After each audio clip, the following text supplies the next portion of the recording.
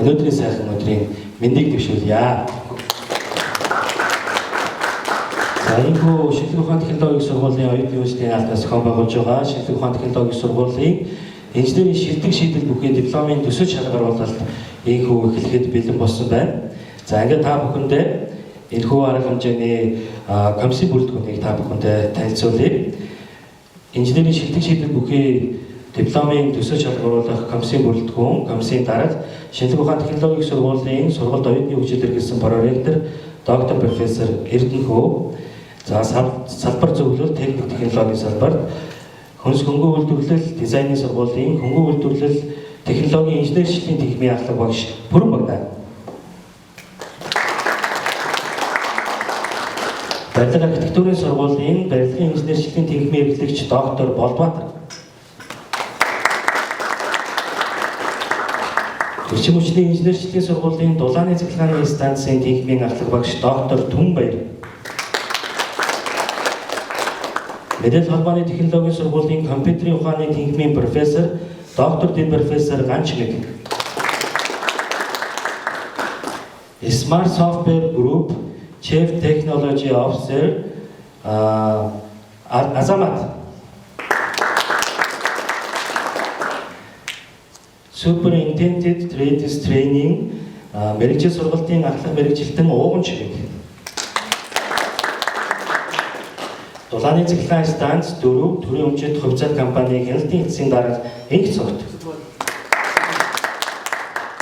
За мөн өнөөдрийн энэхүү шалгаруулалтанд хөндлөнгийн шүгчээр ирсэн эрхэм зочид төлөөлөгчдөө та бүхэндээ танилцуулъя. Монголын зохион бүтээгчдийн холбооны ерөнхийлөгч Шагдарч ав. Монголын ноос ноолуурын бүтээгдэхүүн үйлдвэрлэгчдийн холбооны гүйцэтгэх захирал Инх төр. За Монголын ноос ноолуурын бүтээгдэхүүн үйлдвэрлэгчдийн холбооны ерөнхий менежер Инх сайхан. Арилдын компани захирал Арилдын.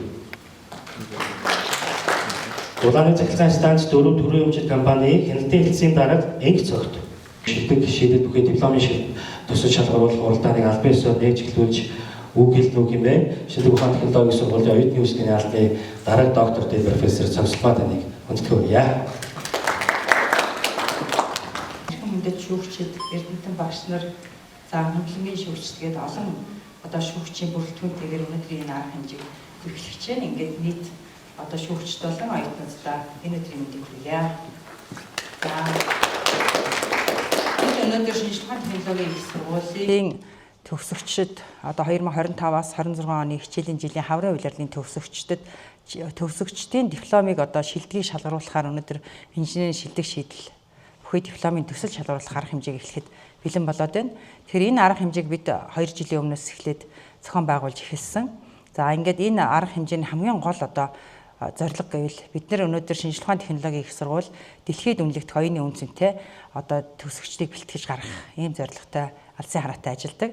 Тэгэхээр өнөөдөр манай төгсөгчд маань энэ дипломын ажлыг хийхин тулд маш их одоо хүч хөдөлмөр гаргаж тийм ээ багш нартайгаа хамтарч ажиллаж судалгаа шинжилгээний ажил хийж шинийг эрэлхийлж асуудлыг шийдэх маш олон одоо талаас судалгаа шинжилгээний ажил хийгээд энэ дипломын ажлаа хийдэг.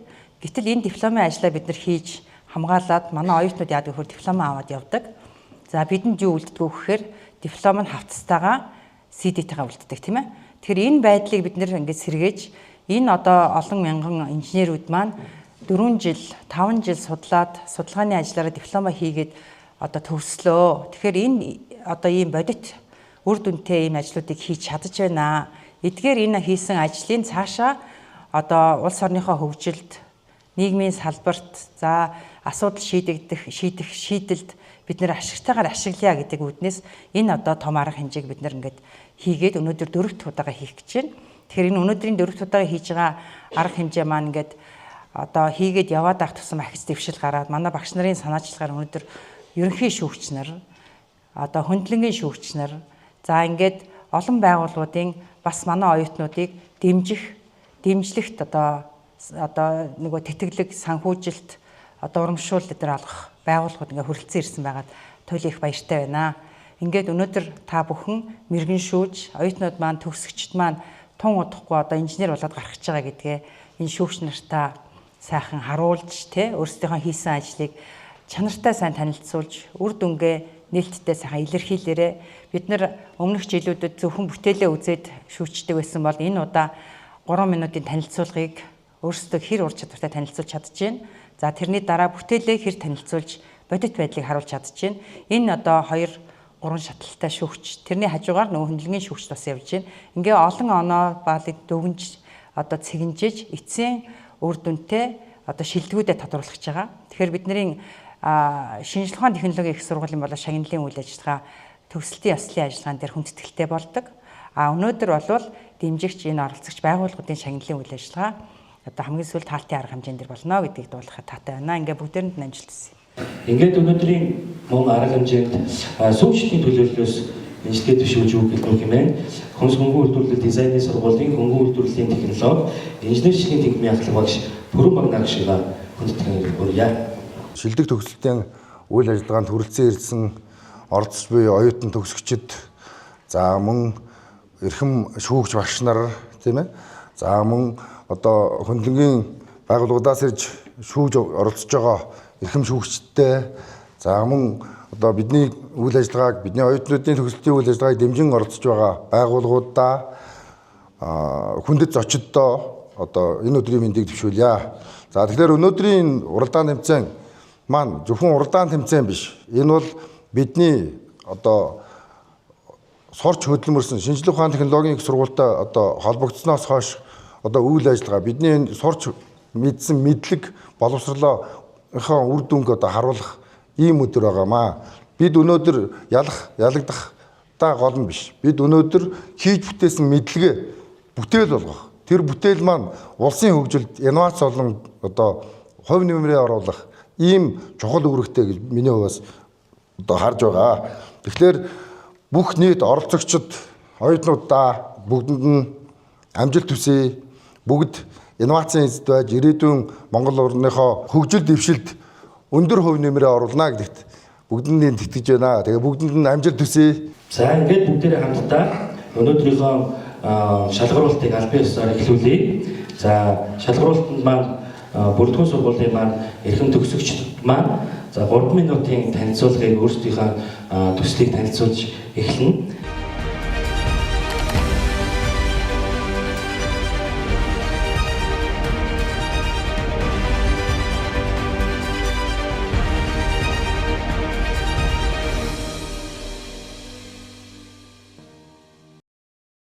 Сайн байцгаана уу? Та бүхэнд энэ өдрийн мэндийг хүргэе. Шүтээс барилга архитектурын сургуулийн авто замын инженерчлэлийн төгсөгч оюутан Гүндэгмэн байна.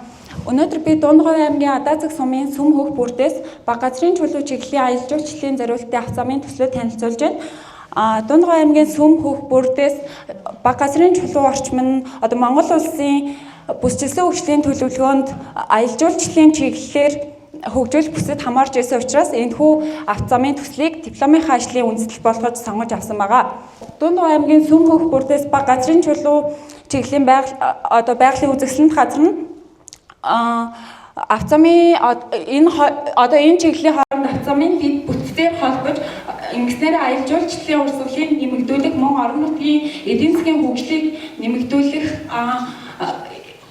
ач холбогдолтой гэж үзсэн байгаа.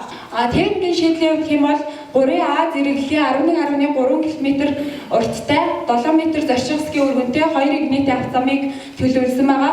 За энэ болохоор одоо өнөөгийн хөдөлгөөний эрчим нь 28 машин хоног байгаа бол хэтийн хөдөлгөөний эрчим нь 57 машин хоног байгаа.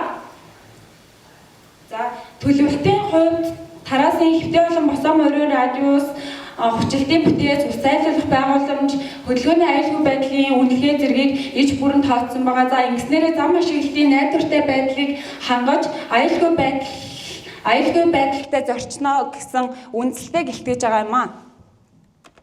Сүм хөх бүрдэд буюу тарасын эхлэл дээр 60 автомашины зогсоол төлөвлөж өгсөн байгаа.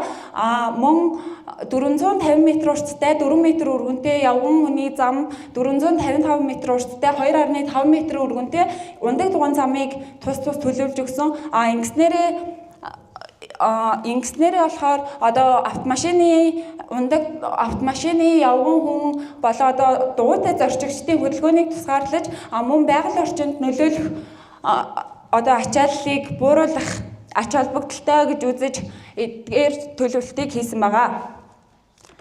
За зам барилгын ажлыг нийт 3 дугаар сарын 20-наас буюу 10 дугаар сарын 25-ны өдрийг хүртэл 212 хоногийн хугацаанд бүх ажлаа хийж дуусгана гэж тооцоолсон.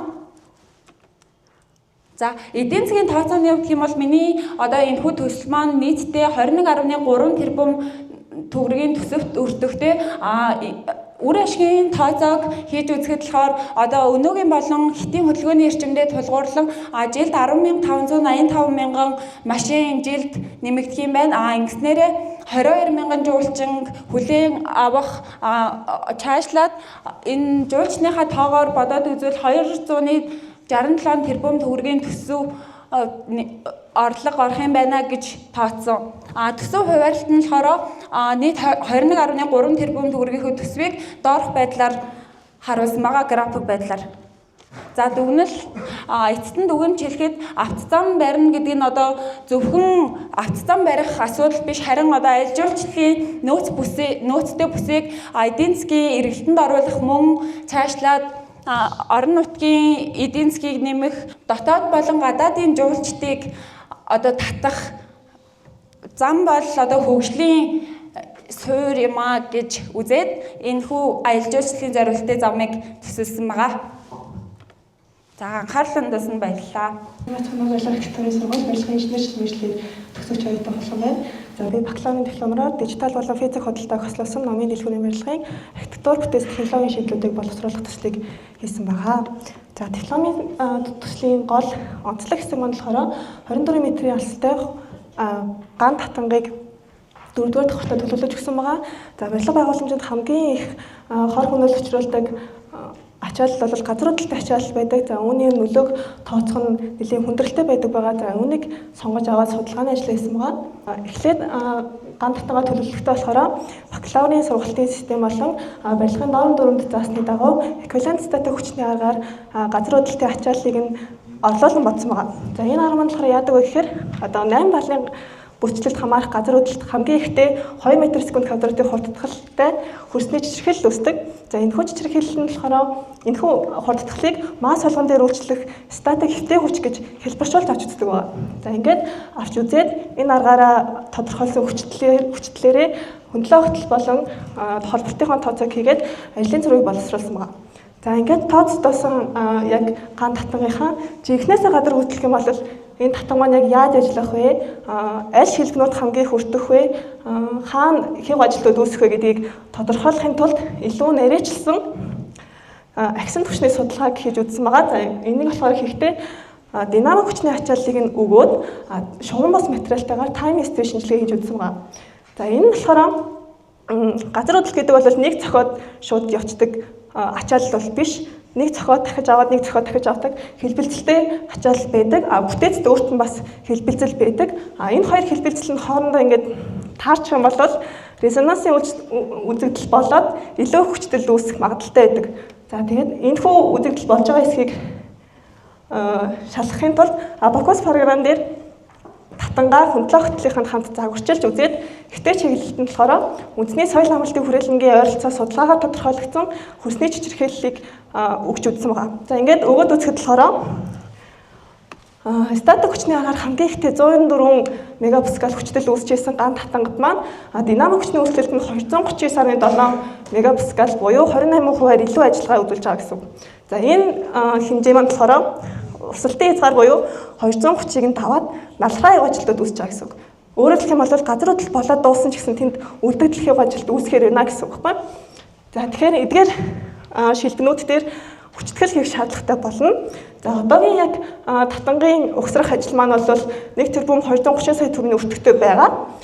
Хэрвээ динамик хүчний үйлчлэлд нь хөндлөө хөтлөлтийг нэмээд үзэх юм бол 18%-аар ихсэх. Харин газар хөдлөлт болоод хойноос нь хүчтгэл хийх юм бол 30-аас 40%-аар нэмэгдэл зардал гардаг. Хүчтгээд ч нэмэргүй гэх юм бол буулгаа дахиад барина гэдэг нь 1.5 дахин илүү нэмэгдэл зардал гарна гэсэн үг.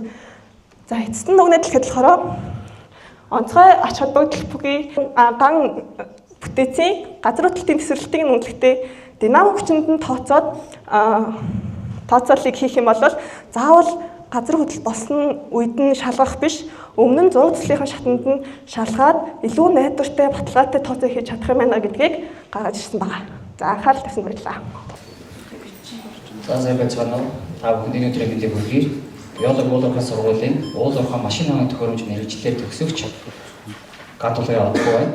Бидний хувьд болохоор дипломынхаа ажлыг багийн ажиллагааны хувьд багаар хамтарч өөрөө явууч cantilever robot гэдэг сэдвээр роботын хөгжүүлэлт, роботын зохион бүтээлтийг хийсэн байгаа. За яагаад заавал роботыг сонгосон бэ гэвэл уулуурхай болон барилгын салбар, аж үйлдвэрлэлийн салбаруудад роботын хэрэгцээ буюу автоматжуулалтын хэрэгцээ маш их ихссэн байгаа зүйлүүд одоо орчин үед харагдж байгаа. Яагаад вэ гэхээр барилга болон уулуурхайн салбарт хүнд зүйлсийг олон давтамжтайгаар зөөгддөг ажлууд маш их байдаг. Ялангуяа уулуурхай машин тооны төхөөрөмж буюу засварчдад нэлээдүүдэд тохиолддог ажлууд юм байлээ.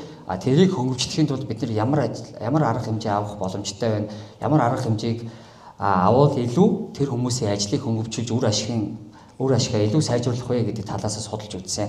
За үүнийхээ судалж үзэж явах явцдаа болохоор бидний тулгарсан асуудлууд нь болохоор тухайн ажиллагаа явуулж явах үед ажиллагаа явуулж явах үед нь болохоор хүнд зүйлсийг налуу өнцгтэй өндөр гадаргуу дээр хүмүүс илүү их ачаа зөөхтөө илүү ачаал авч ядардаг. Тэр хүмүүст аюул эрсдэл айгүй их байдаг учраас иймэрхүү асуудлууд байдаг юм байна. Мөн уурхай барилгын орчинд автоматжуулалт маш хомос байгаад байна. Гэхдээ одоо тодорхой хэмжээнд ихсэж байгаа ч гэсэн жижиг төвшөнд болохоор арай жоохон бага байгаа. Тэгэд гар болно тэрэг хэрэглэх нь бүтээмж маш багатай. Айгүй ажиллагаа хүнээс их ачаал шаардж байгаа болохоор иймэрхүү байна. Одоо бидний шийдсэн шийдэл маань болохоор бид нэр зүрийг үржих дөрөнд дугуйт өөрөө явагч хөдөлгүүр cantilever гартай тэр гар нь болохоор 65 ньютоны ачааллыг зохицуулна. Тэгээд мэдрэгч докторжуулагчтай бүтэн цогц хэмжээний 2 ширхэг роботыг хөгжүүлсэн байгаа. За мөн роботын техникийн шийдлүүдийг харуулах юм бол роботын техникийн шийдлүүд хөдөлгүүрийн систем нь болохоор явах ангиг бүтэн хийж гэн мөн хамгийн эрсдэлтэй налуу буюу 15 градусын налуу зам дээр яг идэвхтэй ажиллаж чадна. Цахилгаан мотор бүр дугуйд хүрэлттэй механик дамжуулгатай. Cantilever гар гэдэг нь болохоор яг өөрөө бие дааж ажиллах чадвартай. Тэгээд хоёр талдаа зэрэг ажиллах боломжтой гарыг cantilever гар гэж нэрлэж байгаа. За энэ гар нь болохоор тэгээд бидний яг өөрсдийнхөө зохион бүтээсэн дээр болохоор бид нэр өөрсдөө cantilever гараа шурган дамжуургаар дээш доош хөдлөх мөн хоёр талынхаа хавчигч гаруудыг урагш хойш хөдлөх гэсэн байдлаар зохион бүтээж чадсан байгаа. Мөн эннийхээ үр дүнд даваа талаа харахын тулд бид нэр яг уулуурхай болон үйлдвэрлэлийн салбар дээрээ туршиж чадахгүй байсан, турших боломж тун хомос байсан болохоор бид нэр өөрсдийнхөө хэмжээнд оролцох боломжтой робоконы тэмцээнд роботоо оруулж үзсэн. Тэрнгээр улсын болон шүтээсийн роботын сорилго тэмцээнүүдэд амжилттай оролцож чадсан. Тэгээд роботоо одоо цааш нь хөгжүүлээд явахын тулд бид нэр дараагийн шатны үйлдвэрлэл болон уулуурхай барилга архитектур янз бүрийн зүйлсэн дээр тэр роботыгоо турших боломжоо илэрхийлж байгаа. Нийтдээ ингээд дүгнэлтэхэд болохоор өөрөө явж cantilever робот нь уурхай барилгын орчинд аюулгүй хурдан хямд ачаа тээвэрлэлтийг хэрэгжүүлнэ гэдгийг шийдсэн байгаа. Анхаарал тавьсанд баярлалаа. Та бүхэнд өнөөдрийн мэндийг хүргэе. Миний дипломын сэдв бол Өмнө Говь аймагт барилгах мушгаа удаг дүүргийн геологийн тогтоолцоолон хардлага хэлбэрийн газрын уран элементийн судалгаа гэсэн сэдвээр бакалаврын дипломын ажил амжилттай хамгаалсан байгаа. Уг судалгааг хийхэд уг судалгааны дипломын ажлын хамгийн гол давуу талуудаас шийдвэрлэх бол цаг хугацаа хэмнэх, орон зай гарал үүслийн ялгаатай төрлүүдийг илрүүлэх болон элийн талбайг ирэмблэх гэсэн ач холбогдлуудыг дурдсан байгаа. Яагаад эдгээр ач холбогдлуудыг дурдсан бэ гэвэл яг нөгөө дараагийн слайдуудад тайлбарлана. Гэхдээ тэрний өмнө хэлэхэд уг судалгааны ажлаар одоо цаг хугацаа хэмнэх буюу маш их хэмжээний өгөгдөл буюу big data боловсруулахад хагас машин сургалтын аргачлалыг ашиглан богино хугацаанд талбайтын төлөв талбайнуудыг ирэмбэлж ялгасан байгаа. Байршлын удаа үзэх юм бол яг талбай маань Өмнө Говь аймгийн Мандлаваа сумын нутагт байрладаг. Монгол орнд яг одоогоор тогтоодод хамгийн том газрын урлагийн орд бол Мушга хотыг ордоосоо баруун зуурагч 60 км-ийн зайд байрладаг. Мөн байрладаг шинээр илрүүлсэн ийм илрэл байгаа.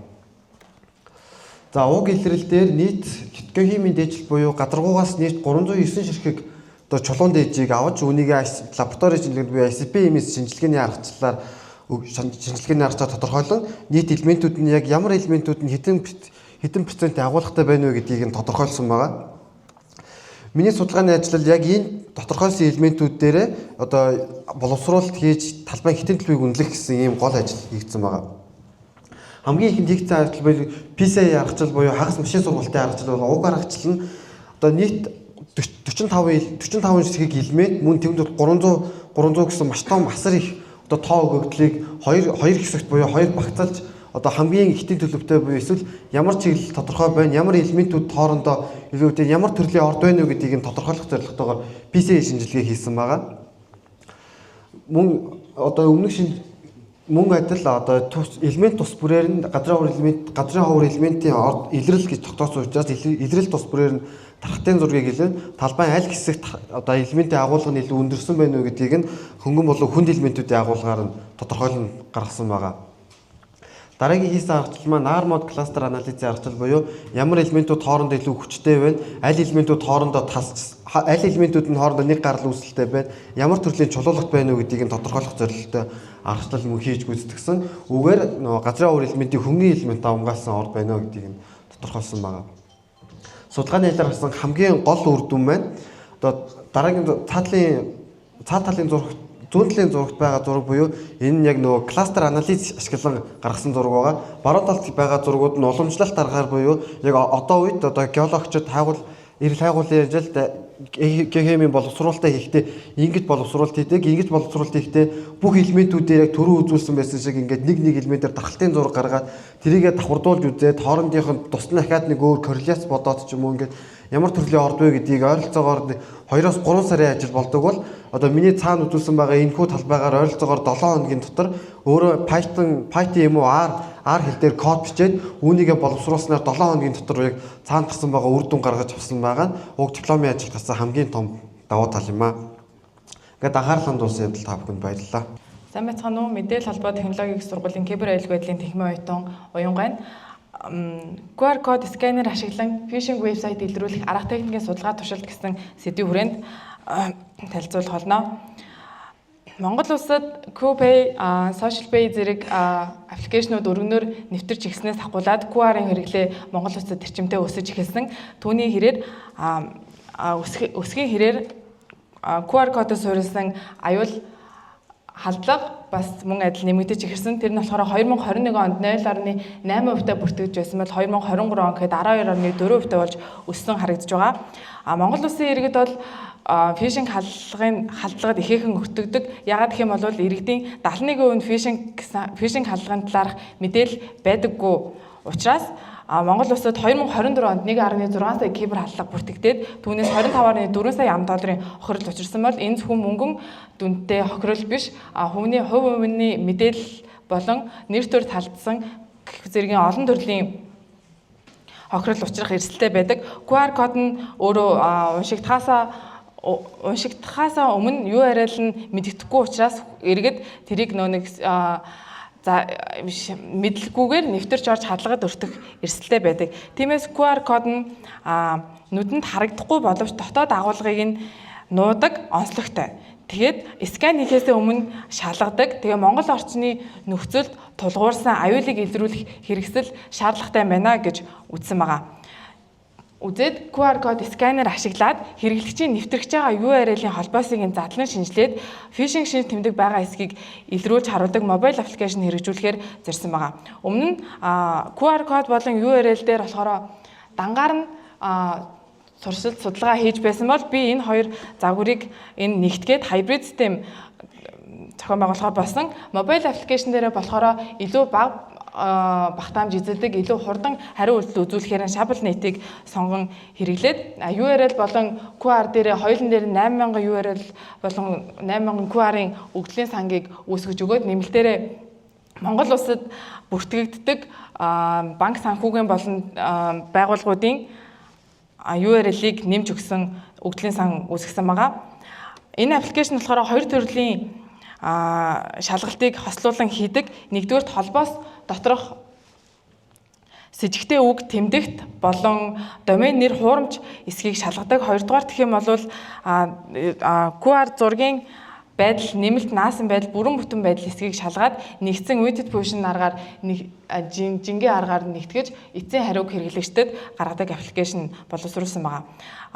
URL загвар дээр нь болохоор XGBoost загвар нь 0.9-тэй ялган танах чадвар 0.9 гэж гарсан нь энэ болохоор phishing халдлагыг бараг алдахгүйгээр таньж гинэ гэж үзээд андуурлын матриц дээр болохоор 99% таньсан QR-ыг болон URL-ийг бас алдахгүйгээр шинжилж байна гэж үзээд энийг онлайн төвшөнд авч үзэх юм бол хэрэглэгч энийг хэрэглэснээр QR-д өртөхгүй байх phishing халдлагад өртөхгүй байх боломжтой байна гэж онлайн үд дүнсэн байгаа. Энэ болохоор аппликейшнийг болохоор Fast API сервер дээр ажилуулдаг.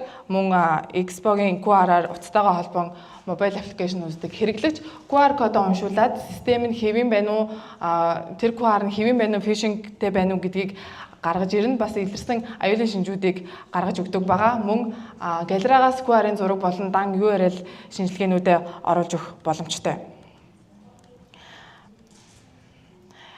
Энэ аппликейшн шинжлэх тал гэх юм бол гадаадд олон төрлийн QR сканер байдаг ч гэсэн тэнд ингээд URL болон дүрслийн шинжилгээг зэрэг хийдэг систем байдаггүй. Мөн Монгол орчинд ашиглах боломж бас хомс байдаг. Яагаад гэх юм бол Монголд одоо сүүлийн үедэд банкны домен URL линкүүдийг хуулбарсан халдлагууд ихээхэн нэмэгдэж байгаа учраас түүн дээр суйрлуулад энэхүү суйрлуулсан нь энэхүү аппликейшн шинэлэг тал болно. Сул тал гэх юм бол энэ одоохондоо туршилтын дата нь хязгаарлагдмал байгаа учраас одоогоор илүү их дата ингээд сурах юм бол сайжрах боломжтой. Сервер нь төр зүрийн холболтон дээр ажиллаж байгаа учраас тогтмол серверт шилжүүлж ажиллаж болно. Мөн одоохондоо iPhone үйлдвэрлэлийн систем дээр туршилтсан байгаа учраас Android хувилбар дээр бас хувилбараа нээх бас боломжтой байгаа.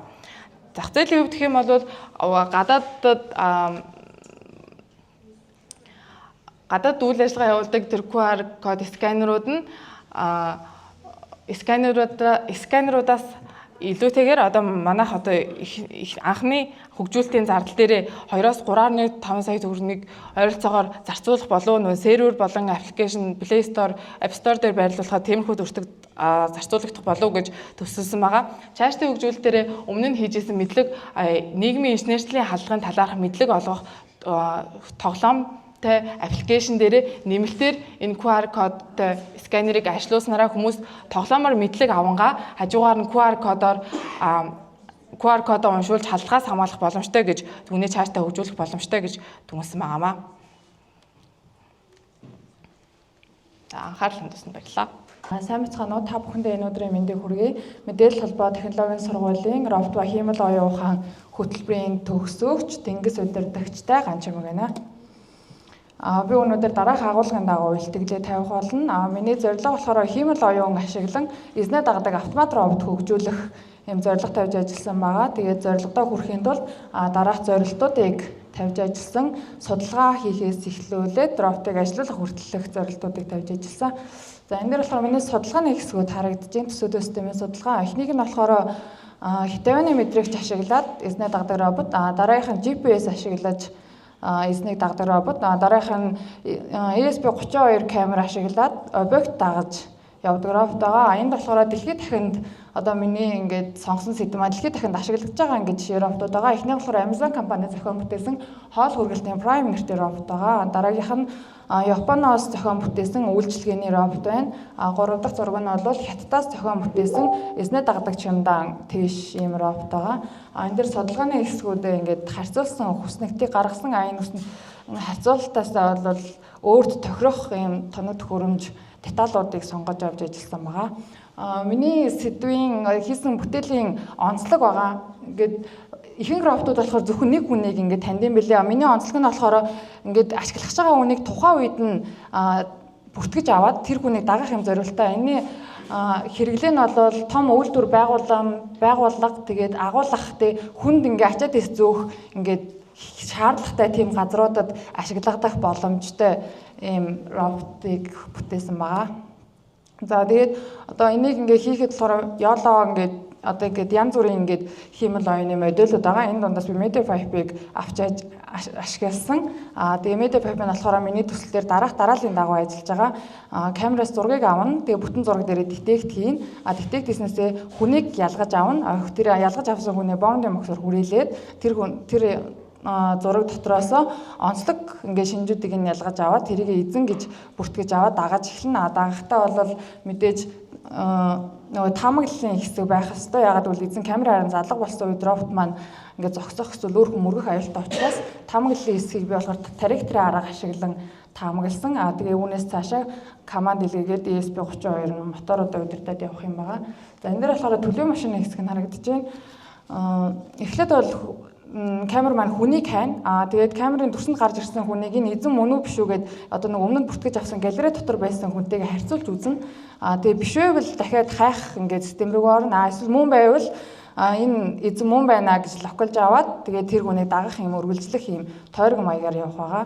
За энэ дээр болохоор миний системийн ерөнхий бүтэц зарчмын хэсэг юм харагдаж байна. Контроллер бол ESP32 микроконтроллер сонгосон байгаа. Тэгээд 3 ширхэг хитавны мэдрэгчтэй. Тэгээд би одоохонд болохоор камер энэ төр ашиглаагүй, Raspberry Pi маань ашиглаагүй учраас компьютероор шууд сургалтаа хийж байгаа учраас хүнд даацсан юм мотор ингээд ашигласан байгаа. За энэ дээр болохоор миний кодны хэсэг, алгоритмын хэсэг харагдаж байна. Түрүүн хэлсэлжлэн камераасаа зураг аваад нөхцлөө шалгаад тэгээд командаа биелүүлээд ингээд явах. За энэ болохоор миний төслийн ажиллагааны хэсэг. Наад хэсэгт нь бол команд нь харагдаж байна. Тэн зогс ухар гэдэг команд нь. Тэгээд дараа нь ингээд дэлгэцнэр харагдаж байгаа эзний байрлалын координатууд нь харагдаж байна. Дараа нь бол эзнийг ингээд таньж чадж байгаа итгэлцлийн хувьд нь ингээд харагдаж байгаа маа. За энэ хэсэгт болохоор ингээд эзнийг бүртгэж байгаа жишээ зургнууд харагдаж байна. Эзэн эхлээд 15 секунд өөрийгөө бүртгүүлнэ. Миний систем маань болохоор хувцсны өнгөөр одоохонд бол хувцсны өнгөөр таньж байгаа. Цаашлаад бол илүү нарийн деталь бүр ингээд таних ингээд хөгжүүлэх боломжтой байгаа. Тэгээд өөрийгөө 15 секундын турш тал бүрээс нь харуулад ингээд таниулна. Тэгээд таниулсны дараа бол ингээд эзнийг таньж чадж байгаа нэгээр харагдаж байгаа. Эхний 3 зураг бол эзэн ганцаараа байхад одоо бусад ширээ сандал янз бүрийн зүйлсээс ингээд ялгаж эзнийг таньж чадж байна. Дараагийнх нь бол хажууд нь өөр хүн зогсож байхад өөр хувцтай хүн ч юм уу те өөр хүн зогсож байхад ялгаж таньж чадж байгаа нь энд ингээд харагдаж байгаамаа. Дөрөв нөгөө таамаглалын тарихтрын арга гэж ярьсан. Энэ дэр болохоор тэр нь харагдаж байгаа. Эзэн одоо камераас гараа явуулсан үед одоо гол хэсэгт нь байгаа сараалсан дэр өнгөнүүд болохоор эзний явсан тарихтрын чиглэлүүд байгаа. Тэрэн дээр ингээд өнгөнүүдээр ингээд юу яцсан хамгийн цаатлын одоо шар өнгө нь бол эзэн бүр нэлийн өмнө явсан тарихтр байгаа. Тод ногоон өнгө нь бол одоо сүүлийн хэдэн 5 фрейм ч юм уу те тэрэнд явсан өнгө нь байгаа. Энэ бүрхий шар тэмдэг нь бол эзэн хаашаа явсан бэ гэд шуман тарихтр нь ингээд энэ шар тэмдгээр хөдөлж харагдана. Тэгээ робот маань шар тэмдгийн дагуу эзнийг хайж явна гэсэн үг. За энэ болохоор бичлэг байна. Одоохондоо үзэл хугацааны амжихгүй юм шиг байна. Гадаа бол боддоор ингээд үзүүлэх бүрэн боломжтой байгаа. Ерөнхийдөө бол эзний ингээд дагаад явж чадж байгаа л гэж байна. Энэ болохоор садыг тойрж байгаа жишээ бичлэг байна. Энэ дээр болохоор нөгөө нэг яагаад ингээ хойшоо хитэх ухраад байна вэ гэхээр робот маань жоохон том хэмжээтэй учраас садыг ингээд мөрөхөөс ингээд жоохон сэргийлээд нэлээ хойшоо ухар зайгаа авж ийж ингээд тойрж гарч байгаа садыг. За тэгээд үнэлцээ систем нь компьютерийн хараа болон гүн сургалтын бус аргуудыг хослуулан хүний биеийн хэлбэр өнгөн дээр суурилсан танилт, геометри шинж болон хөдөлгөөний тарихтрын таамаглал ашиглан эзний тодорхой бодисогийн орчинд даах боломжийг бүрдүүлсэн. Тэгээд судалгааны ажлын үр дүнд хүнийг бодит цагийн горимд илрүүлж тогтвортой даах чадвартай робот системийг амжилттай боловсруулж чадсан. Сайн байцгаана уу? Та бүхэнд энэ өдрийн мэндийг хүргэе. Мэдээлэл холбоо технологийн сургуулийн мэдээллийн технологийн тэнхимийн төгсөгч Мөнх Туяа миний бие хиймэл оюун болон AR технологи зориулсан анхны тусламжийн системийн судалгаа хөгжүүлэлт сэдвт дипломын ажлаа танилцуулахад бэлэн болоод байна. За нийслэлийн түргэн тусламжийн 103 төвийн сүүлийн 3 жилийн тайланд 103 дугаар дуудлага өгөхөд дуудлагыг хүлээн авснаас хойш дунджаар 28 минутын дараа тухайн байршилд очдог. Энэ нь хүний зүрх зогссон тохиолдолд тарих 6-аас 8 минутанд дахин сэргэхгүйгээр гэмтэж эхэлдэгтэй харьцуулахад нэн хоцрогдолтой хугацаа юм. Өнгөрсөн он 103 төв 445 мянга гаруй дуудлага хүлээн авсан. Үүнээс 1800 гаруй хүн гэмтэл ослоос үүдэлтэйгээр эмч очихоос өмнө буюу анхны тусламж авч чадлаа амь насаа алдсан байгаа. Мөн иргэд анхны тусламжийн мэдлэггүй улмаас өвчтнийг улам хүндрүүлж дур мэдэн буруу арга хэмжээ авдаг. Эдгээр асуудлыг шийдвэрлэх хиймэл оюун болон AR технологи зориулсан Pocket Doctor Mongolia аппликейшнийг танилцуулж байна. За манай аппликейшн нь хэрэглэгчээс яриа болон камерны дүрсний оролдоор тухайн нөхцөл байдлын мэдээллийг авна. Ингээд стандартад нийцсэн анхны болон амьлуулах суурь тусламжийн зааврыг боловсруулна. Боловсруулсан заавраа айсан, сандарсан, яарсан хүнд хамгийн ойлгомжтойгоор текст, дуу хоолой, дүрс, AR технологиор дамжуулан хүргэнэ. Мөн CPR хиймэл амьсгал хийх үйлдэлийг бодит хугацаанд тухайн хүн зөв гүйцэтгэж байгаа эсэхийг хянаж таныг чиглүүлнэ. За технологийн хувьд хиймэл оюун болон AR-ын дараах 10 технологиг ашиглаж хөгжүүлэгдсэн. За өдөрт одоо бид бүхэн хиймэл оюун гэдэг үгийг бараг 100 гаруй удаа сонсож байгаа. Тэгэхээр хиймэл оюуны хамгийн чухал зүйл бол ямар датасет өгөгдөлтөөр сургагдаж хөгжүүлэгдсэн мөн хэр үнэн зөв ажиллаж байгаа вэ гэдэг дээр явж байгаа. За миний хувьд датагаа нийслэлийн түргэн тусламжийн 103 төв болон улсын 2 дугаар эмнэлгийн яаралтай тусламжийн тасгийнхантай бол хамтарч авсан. За мөн анагаахын шинжилгээ ухааны үндэсний сургуулиас хамгийн сүүлд 2020 онд батлагдсан анхны тусламжийн удирдамжийн өгөгдлийг бас авсан байгаа. За ингэхдээ бол мэдээж нууц задруулахгүй байх, маш олон гэрээ, зөвшөөрлүүдийг шат тараатайгаар авч явсан байгаа. За ингээд нийт 4-7 хоногийн хугацаанд 252 бодит эмнэлэг зүйн дуудлага дээр нийт 26 тохиолдол дээр бол өгөгдлөө цуглуулсан. За мөн 2025 оны 113,056 түргэн тусламжийн тохиолдлын дата бол багтж байгаа.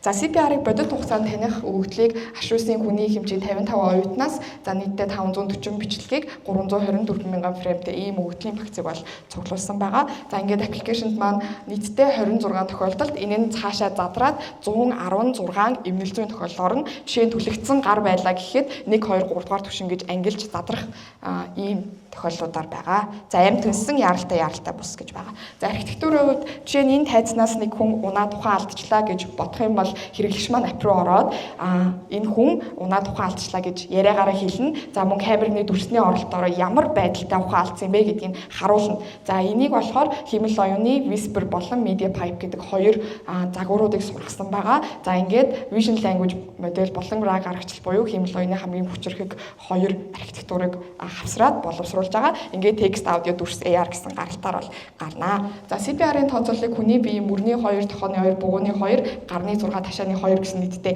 14 цэгийг ашиглаад гар нь шулуун байна уу? Гарны байрлал нь зөв юм уу? Даралт давтамж нь тэр хүний хиймэл амьсгалын зөв хийж байгаа юм уу? Мөн биеийн ерөнхий байрлал зөв байна уу гэдгийг дараах тооцооллуудын үндсэн дээр бол хийсэн.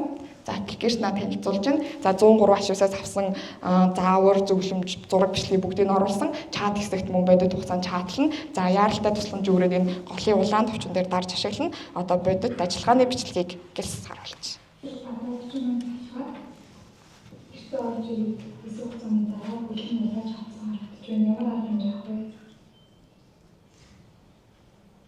Тухайн хүний аюулгүй дулаан газар аваач үлдсэн хэсгийг хөдөн норсон хувцсыг тайлан үлдсэн хэсгийг бүлээн усанд минут байлгаж аажмаа гэсэн хэд халуун ус гэрлэх. За CPR-ыг бодит хугацаанд давтамжаа удаашруулна уу? За мөн өөр бас ажиллагаанууд байгаа. За яриа танилтын модель маань 96-аас дээш хувьтай үнэн зөв ажиллаж байгаа. За хүлцэн хүний хөлн дээр бол гадаа хүүдэн талхсны дараа хөлийн хуруунууд нь улайж хавцсан байна гэх зэрэгээр ажиллана. За дүрс танилтын хиймэл оюуны модель маань 95-аас дээш хувьтай бас ажиллаж байна. За боловсруулалтын модель 95-аас мөн дээш хувьтай ажиллаж байгаа. За энэ дээр бол ашуусын 3 эмч болон 103 бас эмч нартай хамтарч ажиллаад туршилтуудыг хийгээд эмч нараараа хүлээн зөвшөөрүүлээ. За иргэдэд бол ашиглуулах боловсруулахад болох юм байна гэж гараад за зах зээлээ бас тодорхойлоод за эмчнэрт хүлээн зөвшөөрөгдсөн учраас оюуны өмчийн газрын зохиогч эрхийн гэрчлэгээгээ мөн компьютерийн програм ангиллалд авсан. За мөн Play Store дээр саяхан 5 сарын 24-нд бол зөвшөөрөгдөд ингээд сар гарна процесс яваад орсон байгаа. За ингээд олон нийтэд бол хүрч байгаа нь одоо бол 42 хүн анхны тусламж авсан, CPR-ыг бол 27 хүн ашигласан гэх зэргээр ийм байна. За бас пэйж дээр болоод таниулаад явж байгаа. Баярлалаа. За сайн байцгаана уу, бүгдний өдрийн мэндийг хүргэе. За миний дипломын сэдэв гэх юм бол газрын тос боловсрол үйлдвэрийн хаягдал лагаас барилгын материал гаргаа авах төсөл гэсэн сэдвээр диплома бичсэн байгаа. За Монгол улсад газрын тос боловсрол үйлдвэр одоо жилдээ сая 500 мянган газрын тос боловсрол үйлдвэр одоо баригдаж байгаа. За тухайн үйлдвэр маань ашиглалтанд орсноор биднэрт аюултай хаягдал лаг Ислам гэж нэрлэгддэг аюултай хаягдал лаг маш их хэмжээгээр одоо үүснэ. За энийгээ бид нөгөө нэг энэ хаягдал лагаа дахин ашиглах асуудал нь бол маш нэгэн чухал асуудал болчиход байгаа. За иймээс миний төсөл одоо энэхүү төслөөрөө болохоор газрын тосны хаягдал лагийг керамик тосгоны үйлдвэрлэлд органик нэмэлт болгон ашиглах технологиг судалсан. За төслийн шинэлэг тал гэх юм бол хаягдал лагийг барилгын материалын үйлдвэрлэлд ашиглах боломжийг анх удаа үйлдвэрлэлийн түвшний тооцоо, материалын баланс, тоног төхөөрөмжийн сонголттой уялдуулан судалсан. Одоо ийм давуу талтай байгаа. За судалгаанд лагийг тэг 5-10% агуулмжаар шавартай хойлоод үүнийгээ бид нэр шахалтын бат бих, ус шингээс агшилт зэрэг үзүүлэлтүүдийг ер нь тодорхойлсон. За үүндээ болохоор бидний туршилтын үр дүнгээс 5 болон 10% одоо лагны агуулсан дээж нь хамгийн өндөр нөгөө буюу 1495, 1408% одоо шахалтын бат бих нь өндөр гарсан байгаа. Тэгэхээр энэ нь болохоор бидний хувьд болохоор Монгол Улсын стандартыг ер нь Монгол Улсын стандартын шаардлагыг бүрэн одоо хангаж байгааг ер нь бол тогтоосон. За мөн лагдах органик бодисын шатаасны үе дотоод түвш болоод шатдаг тул нүүрсний хэрэглээг бууруулах боломжтой. Үүнээс гадна бүтээгдэхүүний дотор бичил сүв үүсч дулаан тусгаарлах чадвар ер нь сайжирсан гэж үзэж байгаа. За шүүгтийнхаа өмнө би нөгөө нэг энэ төслийнхаа хүрээнд газрын тосны хаягдал лагийн агуулмжтай керамик тоосхыг урд нь бэлдэж тавьсан байгаа. За материалын балансын тооцоогоор үйлдвэр ер нь бол үйлдвэрийн жилийн хүчин чадалтаа үндэслээд бид нар 1200 тонн жилдээ хаягдал лаг үүсгэх юм байна. За энэ хаягдал лаг дээрээ би лагийн зарцуулалтаа гаргацсан бол тэгвэл би одоо шаврын хэрэг одоо шавар хичнээн хэмжээ надад шаардлагатай, ус надад хичнээн хэмжээний шаардлагатай ингээд за одоо эндээсээ бид нар нөгөө түүх хийдийн тооцоог гаргаж авсан. За үүндээ болохоор 1200 тонн хаягдал лаг, 10,800 тонн шавар, тэгээ нийтдээ ер нь бол 13,000 тонн бэлэн бүтээгдэхүүн үйлдвэрлэх боломжтой гэж тооцсон. За үүнээсээ би материалын балансын нэгэн үснэг дээр үзүүлээд за үүндээсээ бэлэн бүтээгдэхүүнийхээ алдагдал хорогдлыг тооцож жагаад би цэвэр 3.8 сая одоо 3.8 сая цэвэр тоосхыг ер нь борлуулах боломжтой байна гэдэг дүгнэлтэнд хүрсэн байгаа. За туршилтын болон тооцооллын үр дүнгээс харах юм бол газрын тос боловсрол үйлдвэрийн хаягдал лагийг керамик тоосгоны үйлдвэрлэлд 5% болон 10% агуулмжаар ашиглах нь техникийн хувьд одоо бүрэн боломжтой бөгөөд бүтээгдэхүүн стандартын шаардлага бүрэн хангаж байгааг тогтоосон. За энэ дээрээ болохоор би нөгөө төслийнхөө өрөөнд үйлдвэрийн зардлаа гаргаж өгсөн. Яагаад гэх юм бол би нөгөө дараа нь төслөө одоо хэрэгжүүлэх одоо хөрөнгө оруулалтаа тооцохын тулд нэгдсэн зардлаа харуулж өгч байна. Эндээсээ би үйлдвэрийн эдийн засгийн үр ашгийг тооцсон. За ер нь бол хөрөнгө оруулалтаа 2.3 жилдээ би бүрэн нөхөх боломжтой байна гэсэн дүгнэлт хүрсэн байна. За иймээс газрын тос боловсрол үйлдвэрийн хаягдал лагийг керамик тоосгоны үйлдвэрлэлд ашиглах нь техникийн хувьд боломжтой, эдийн засгийн хувьд үр ашигтай, байгаль орчны хувьд ач холбогдолтой шийдэл гэж дүгнэж байна.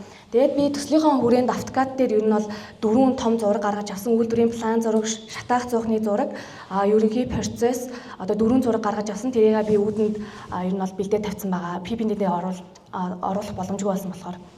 За анхаарал тавьсанд баярлалаа. Сайн мэцгэнэ уу, та бүхний өндрийн мэндийг хүргэе. Би механик инженер тээврийн сургуулийн төгсөгч оюутан Ядамсрынгийн өрийн туяа. Миний бакалаврын зэрэг гурилсан бүтээлийн сэдэв бол Монгол орны хэлсийг ашиглан керамик материал гаргаа авах боломжийн судалгаа байгаа. Төслийн удирдагч доктор дэд профессор Эм Дэлгэрмаа төслийн зөвлөх магистр Аавыг. Судалгааны ажлын маань зорилго Монгол орны хэлсийг ашиглан сүврэг, керамик, усны шүүлтэр боловсруулах технологийн судалгаа хийх байгаа. Зорилгынхаа өрөөнд тавьсан зорилтууд маань ээлс ашиглан сүрхэг керамик материалын түүхийд болгон ашиглах технологи боловсруулах, гаргаа авсан сүрхэг керамик материалын шин чанарыг тодорхойлох, дотоодын түүхийн эдэд суурилсан сүрхэг керамик шүүлтүүр үйлдвэрлэх боломж, ач холбогдлыг тодорхойлох. Энэхүү судалгааны маань ач холбогдол нь Дорноговь аймгийн сайн шөнцөн орчмын элсийг сонгоо авсан тухайн бус нутгийн элсний судлагдсан байдал хомс мөн байгалийн нөөц боломжид тулгуурлахаас гадна жилээс жилд эрчимжиж буй цөлжилт ган гачиг элсний нүүдэл болон авто ба төмөр замыг элсээр шуурах зэрэг экологийн болон дэд бүтцийн тулгамцсан асуудлыг шийдвэрлэхэд чиглэсэн болно. За усны шүүлтүүрийн маань ач холбогдол гэх юм бол Монгол орны элсийг түүхийд болгон ашигласнаар нэмүүртэг шингэсэн бүтээгдэхүүн үйлдвэрлэх боломжийг бүрдүүлнэ. Гаргаа авсан сүрхэг керамик материалыг ашиглан усан дахь булангар механик бол хатуу ширхэглийг шүүх, эдийн засгийн хувьд хэм төртөгтэй хүртээмжтэй шийдэл болно. Аслагдсан болон усны чанарын асуудалтай бүс нутагт хэрэглэх боломжтой. Байгалийн гаралтай түүхийдийг ашигласнаар байгаль орчинд ээлтэй бүтээгдэхүүн болно. Бид элс, теолит, давс гэсэн түүхийдүүдийг ашиглан керамик шүүлтүүр гаргаа авах туршилт хийсэн байгаа. Эхлээд элс, теолит 3-ийн хувь харьцааг тодорхойлохын тулд 5 өөр найрлагатай дээж бэлдэж туршилтыг явуулсан байгаа. Энэхүү туршилтын үр дүнгээс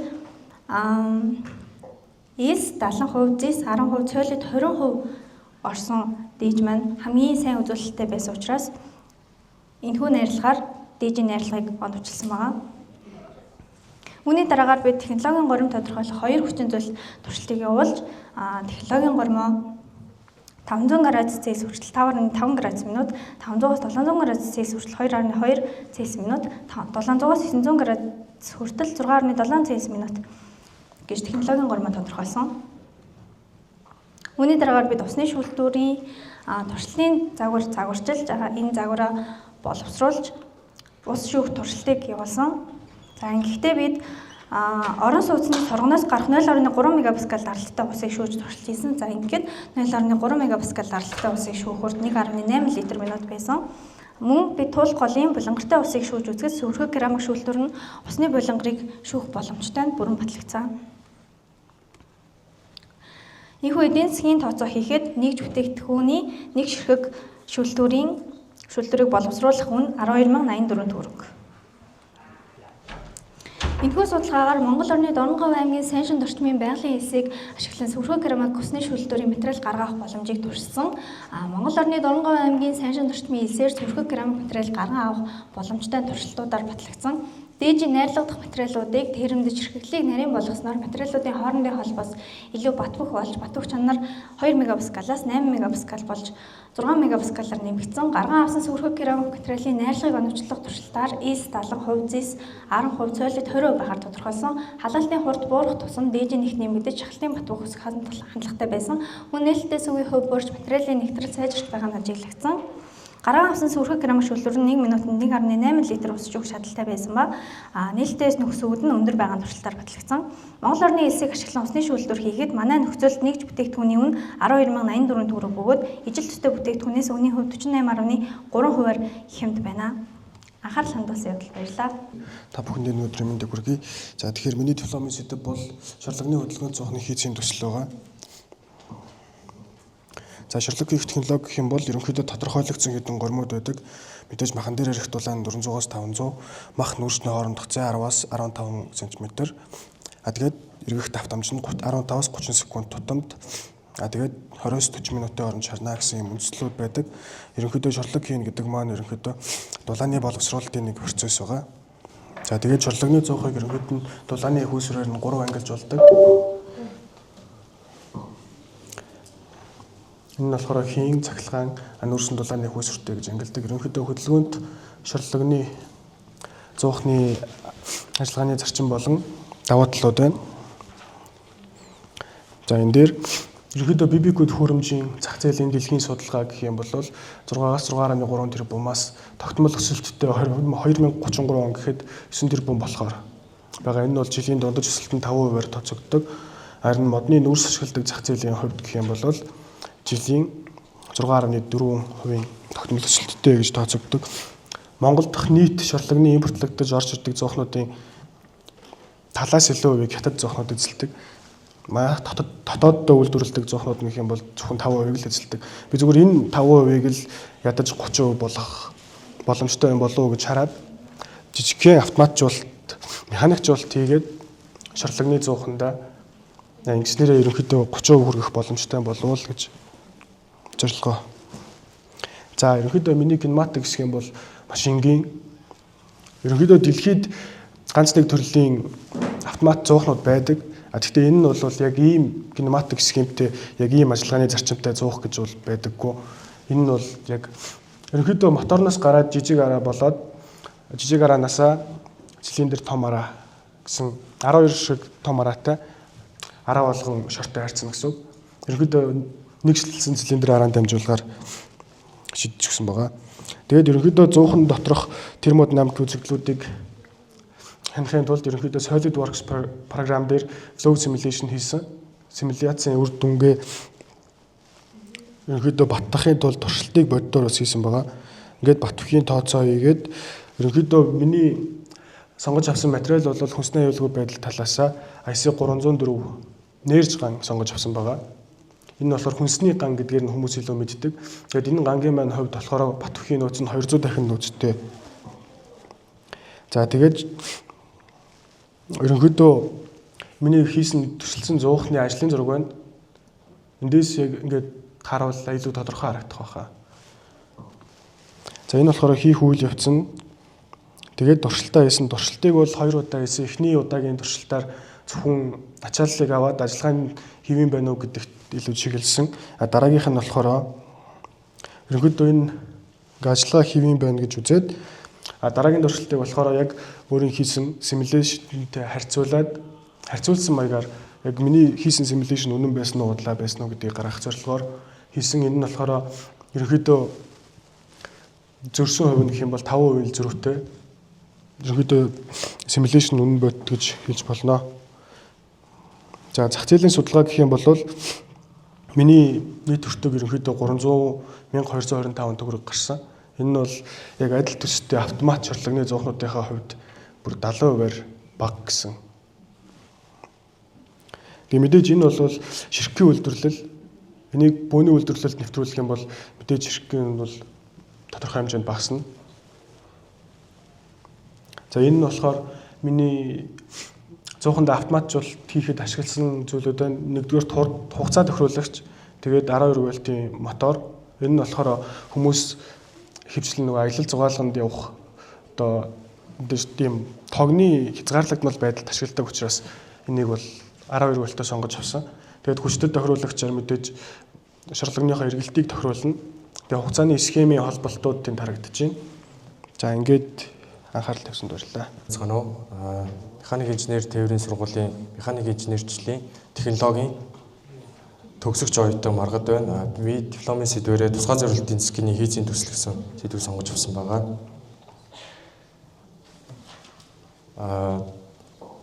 Асуудлаа зорилго ердийн засгийн нэвчлэн тэгш өнцөгт болон энгийн хэлбэртэй эд ангийг бэлтгэхэд зориулагдсан байдаг. Харин нийлмэл болон төвөгтэй хэлбэртэй эд ангийг бэлтгэх үед бэлтгэний талбай багасж эд анги гулсах, хэлбэрээ алдах, боловсруулах, наривчлах, буурах зэрэг хүндрэлүүд үүсдэг. Зорилго нь болохоор нийлмэл болон жигд бус хэлбэртэй эд ангийг найдвартай, тогтвортой бэхлэх боломжтой дискийн хийзийн загварыг боловсруулж ажиллагааны чанар, наривчл, бүтээмжийг нэмэгдүүлэхэд оршиж байгаа.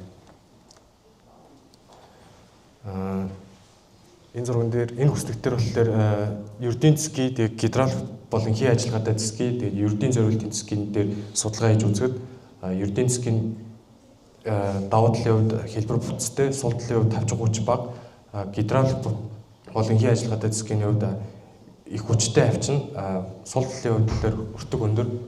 Миний сонгосон тусгай зорилтын засгийн хувьд дээр наривчлалыг сайн хангана, сул талын хувьд дээр хийцэн эд ангиудыг боловсруулах төвөгтэй. Дискийн хэрэглээ болохоор өрөмдөх, хөрөөдөх, гэрийн дээр тасдах, фрезердэх зэрэг механик боловсруулалт төвөгтэй хэлбэртэй эд ангийг найдвартай бэлтгэх зорилттой. Тэгээ бэхэлж боловсруулсан эд ангийг гадаргуугийн чанар болон наривчл хэмжээсийн шалгыг бүрэн хангасан гэдгийг харуулж байгаа зураг. Энэ бол CNC машин дээр боловсруулж буй процесс.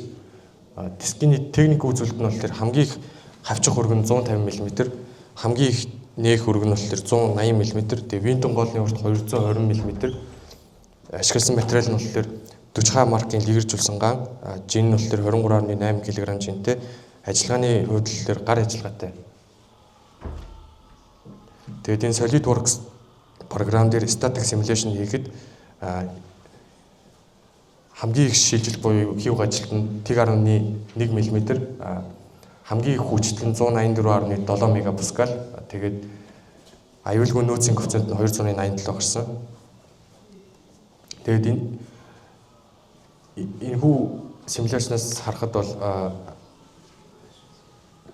нэг сонгосон маркийн гангийн хүртлээсээ яг аюулгүй нөөцийн коэффициент нь яг илүү байгаа таарж байгаа хэсгийг одоо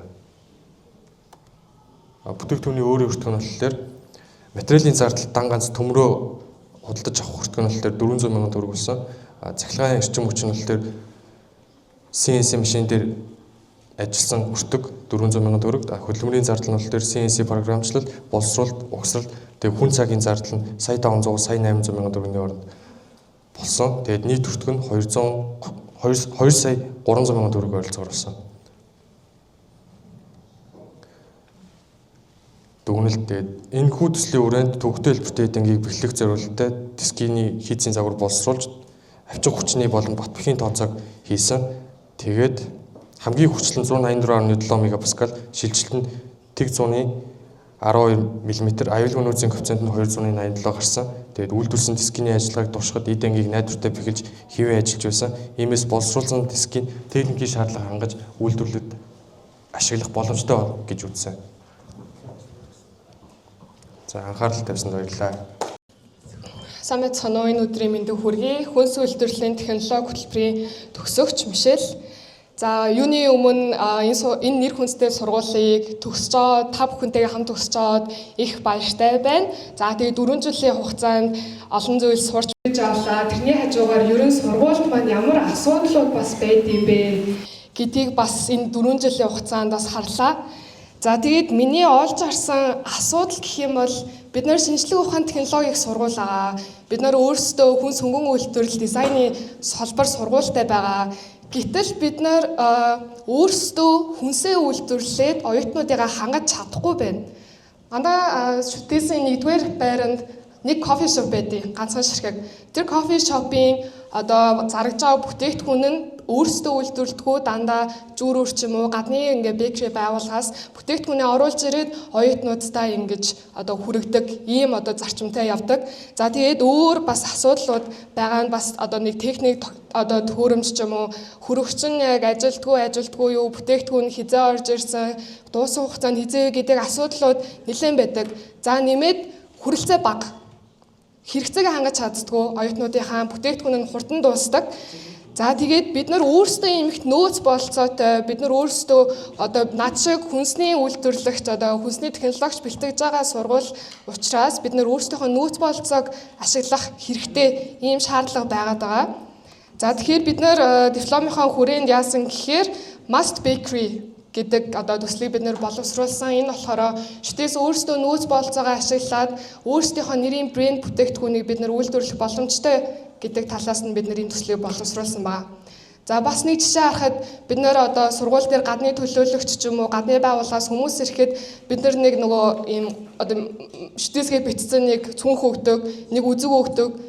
Бид нарт одоо ямар ч нэг юм бүтээгдэхүүн байдаггүй, бид нар энийг үйлдвэрлэсэн маа гэдэг зүйл байдаггүй. Учраас бид нар хэрвээ Must Bakery бид нар үйлдвэрлэх юм бол бид нар өөрсдийн гэсэн нэрийн бүтээгдэхүүнтэй болж одоо тухайн хүмүүст өөрсдийнхөө одоо маркетинг брендийг илүү таниулах боломжтой байна гэсэн. За хоёрдугаарт бид нар бас өөрсдийнхөө оюутан багш ажилчтайгаа хэрэгцээг хангах боломж байна. За үүнийг бид нар болохоор бид нар нэг 100 оюутнаас судалгаа авсан. За энэ болохоор яг шүтээсийн төв кампуст байрлаж байгаа салбар сургуулиудын одоо шүтээсийн 1 2 4 Т байранд байгаа судалгаа аваад за нэг нийт 10 асуулттай байгаа. Энэ судалгаа нь болохоор юу гаргаж ирж байгаа гэхээр за та ер нь бол бэкри кофений бүтээгдэхүүнд хэдэн төгрөгийг зарцуулдээ. За тэгээ манай одоо нөгөө саяны Milk Plus гээд кофе шопоор үйлчлүүлдэггүй. Хэрвээ тийм бол хэр давтамжтай үйлчлүүлдэг, үйлчлүүлэхдээ ямар төрлийн бүтээгдэхүүн хөвчлөг худалдаж авдаг. За кофе шоп та нар ямар бүтээгдэхүүн байвал илүү авах юм бэ? За тэгээд ер нь ингээд өдөртөө үйлдвэрлэсэн шинэ бэкери бүтээгдэхүүн авах сонирхолтой юу? За тэгээд кофе шопыг юуг сайжруулах хэрэгцээ байна гэдэг одоо зүйлсийг бид нэр одоо гаргаж ирсэн байгаа. За тэгээд судалгааны үр дүнгээс бид нар хамгийн давтагдсан 5 бүтээгдэхүүнийг сонгоод нийт ер нь бол 8 төрлийн бүтээгдэхүүн үйлдвэрлэхээр сонгосон. Бид нар 3-ыг нь болохоор эрдэм цэцэрлэг гэж яг шүтээсийн багш ажилчдын хүүхдүүд явдаг нэг 60 хүүхэдтэй цэцэрлэгт бид нар 3 төрлийн бүтээгдэхүүнийг нийлүүлээд 5 бүтээгдэхүүнийг бид нар сургуулийн кофе шоп болон шүтээсийн 4-р байранд одоо борлуулахаар төлөвлөсөн байгаа. Бидний одоо авсан 5 бүтээгдэхүүн болохоор бүхэл бүрийн жигнэг, шоколадтай мини белло, шоколадтай маффин, крем паф, луунтай кекс зэрэг 5 бүтээгдэхүүн багтдаг.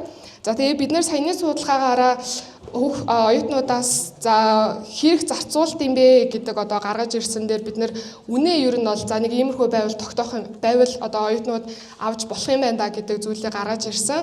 За тэгээд ер нь шинэ тухайн өдөртөө одоо үйлдвэрлэсэн бүтээгдэхүүнийг авах хэрэгцээ өндөр байна. Оюутнууд сонирхож байна. За тэгээд кофе шопын орчин сайжруулах хүртээмжийг нэмэгдүүлэх шаардлагатай гэж байгаа. Энэ болохоор юун дээр гаргаж ирж байгаа гэхээр асуулт 10 дээр бид нэр өөрсдийн санал хүсэлтээ хэлнэ гэхэд кофе шопын агааржуулалт муу, кофений амт нь жоохон сул, интернет байхгүй, залгуур байхгүй, за тэгээд удаан суугаар тухгүй байдаг гэдэг ийм одоо комплейн, гомдлууд ирсэн учраас бид нэр зайлшгүй одоо кофе шопын одоо орчин сайжруулж илүү хүртээмжтэй байлгах ёстой гэж үзэж байгаа. За тийм учраас бид нар хичээлийн шүтээсийн 1-р байрны 128 тоот лаборатори өрөө. За одоо энэ зурган дээр харагдаж байгаа яг одоогийн зураг наа.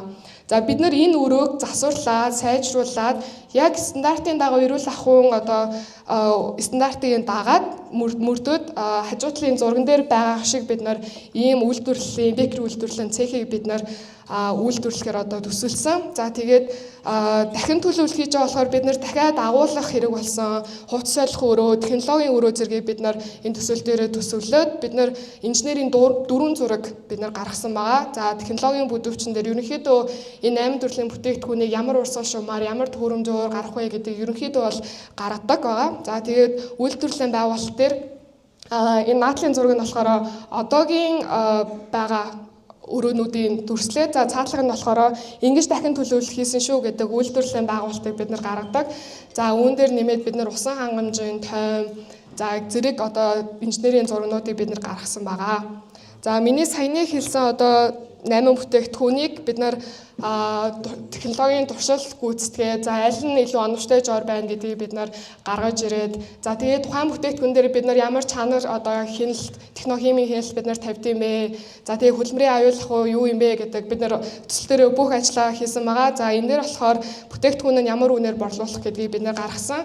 Үүн дээр болохоор ерөнхийдөө 8 бүтээгдэхүүнийг 900-аас 8700 төгрөгийн хооронд борлуулахар төлөвлөсөн. За энэ үн бол оюутнуудын одоо авч болох үе зүүнийг бид нар бол гаргаж өгсөн байгаа.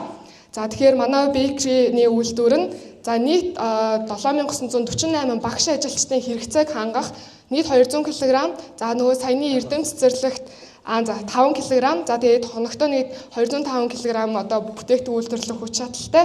За тэгээд бид нар нийт хөрөнгө оруулалтын зардал 322 сая. За тэгээ бид нэр хөрөнгө оруулалтаа нийт 2.5 жилийн хугацаанд эргэж төлөөд за жилдээ 131 сая төгрөгийн цэвэр ашигтайгаар ажиллана гэсэн тооцооллыг бид нар гаргасан байгаа. За тэгээд хамгийн сүүлийн одоо дүгнэлтэд базаж хэлэхэд за бид нэр хэрвээ уг төслийг бид нэр хэрэгжүүлснээр шүтээсийн брэнд бүтээгдэхүүнийг бид нэр бий болгоно. За багш ажилчдаа бид нэр чанартай эрүүл бүтээгдэхүүнээр бид нэр хангана.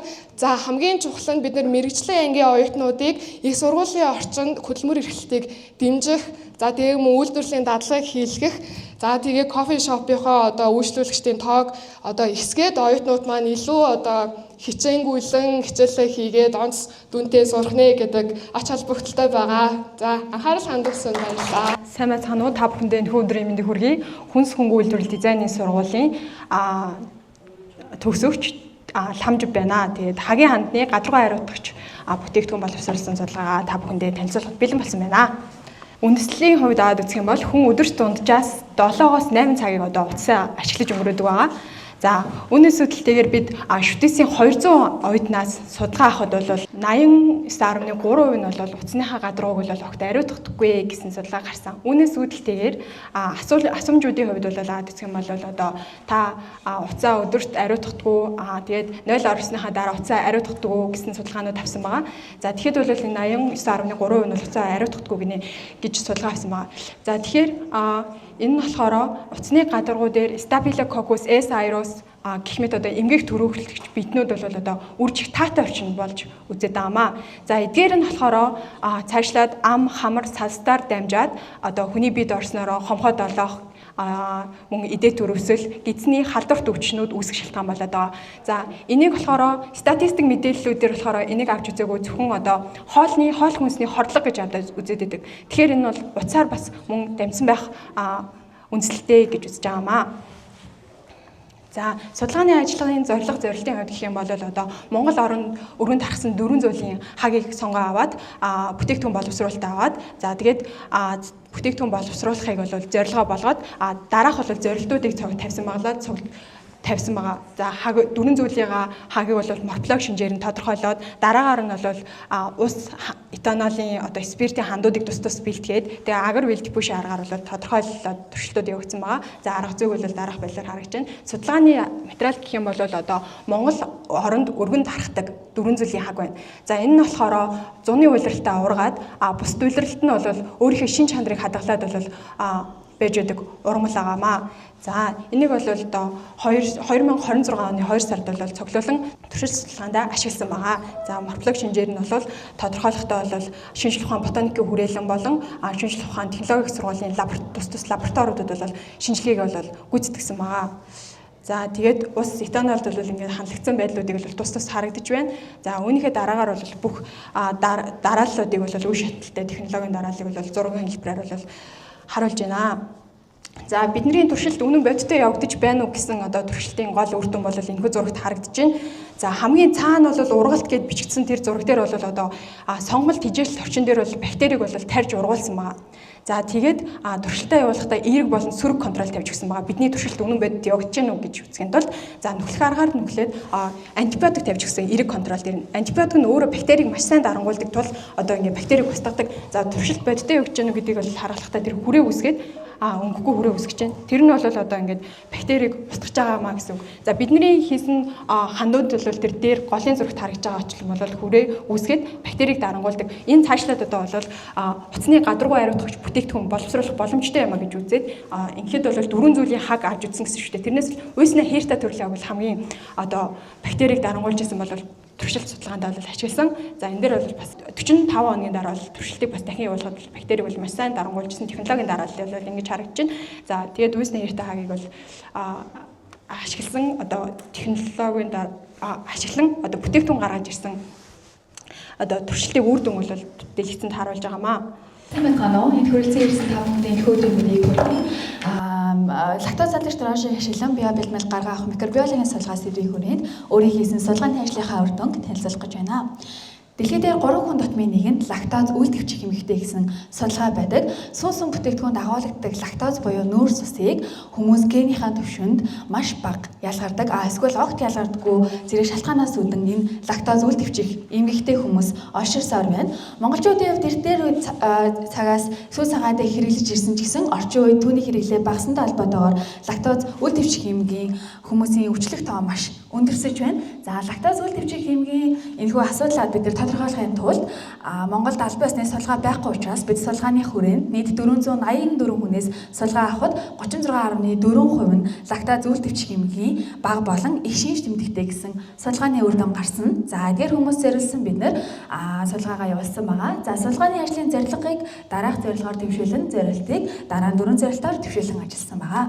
За судалгааны материал болгож бид Монгол улсын 10 аймагаас ялхан авсан 10 өөр шин чанартай айрыг ингэний хоригноос ялхан авсан дороожийн цэвэр үсгэрээр судалгаа шинжилгээгээ хийж ашигласан. За айрыг гэдэг нь өөрөө эсрэглэн сүм бүтээгдэхүүн учраас энэ лактоз задлах дороожийн маш өндөр омгийг агуулгын дараа давуу талтай байгаа. За судалгааны арга зүйг бид дараа нь морфолог, физиолог, биохим буюу тухайн судалгааны ашиглаж байгаа дороожийнхоо англи цагийг тодорхойлохоор энэ 3 судалгааны ашиглыг ажилласан. За хамгийн өндөр үүрэг лактоз задлагддаг дороожийг бид сонгож авч биомассаа гаргаж аваад биобэлтмэлээ гаргаасан байгаа. За биобэлтмэлийг дараах 10 технологийн бүдэгчийн дагуу гаргаж авсан. За бид дороожийн биомассыг за Монгол оронд 2 дахь түүхий дээр сүнсэн бүтээгдэхүүний үйлдвэрлэлээс их хэмжээгээр хаягдаад байгаа шар сүнд өсвөрлснөөр илүү давуу талж болж байгаа. За шар сүн томоохон үйлдвэрүүдэд хэдий өөр бүтээгдэхүүн болоод ашиглаж байгаа гэсэн жижиг үйлдвэрүүд энэ шар сүг бодсруулж чадахгүй, ашиглаж чадахгүйгээр зүгээр л яг Трамп руугаа орсгаад хаягдаад байна. Энээс халуулаад бидний хөрсний бохирдол бас нэмэгдэж байгаа. Бид ийм шар сүнд өөрөө яг сүүний бараг шимт жилийн 50% яг шар сүндээ шингэсэн байдаг. Тиймээс бид энэхүү дороожийнхоо омгийг тухайн шар сүндээ өсгөрлөө. За тэрийг 80 градусд хөлдөөгөө. За тэрийг 50 градусын вакуум хатах, хөлдөн хатах машинд хөлдөөж яваад за тэгээ ариун орчинд нутаглаад капсулт салсан байгаа. За ерөнхийдөө энэхүү бүтээгдэхүүн нь өөрөө шар сүнд өсвөрлсөн. За лактоз задлах дороожийн өндөр хэвтэгтэй дороож өсвөрлсөн гэдгээр ерөнхийдөө нэгдүгээр лактоз задлах чадвартай, хоёрт сүүнээс авах мөн пробиотик шин чанар өндөртэй бүтээгдэхүүн болж байгаа.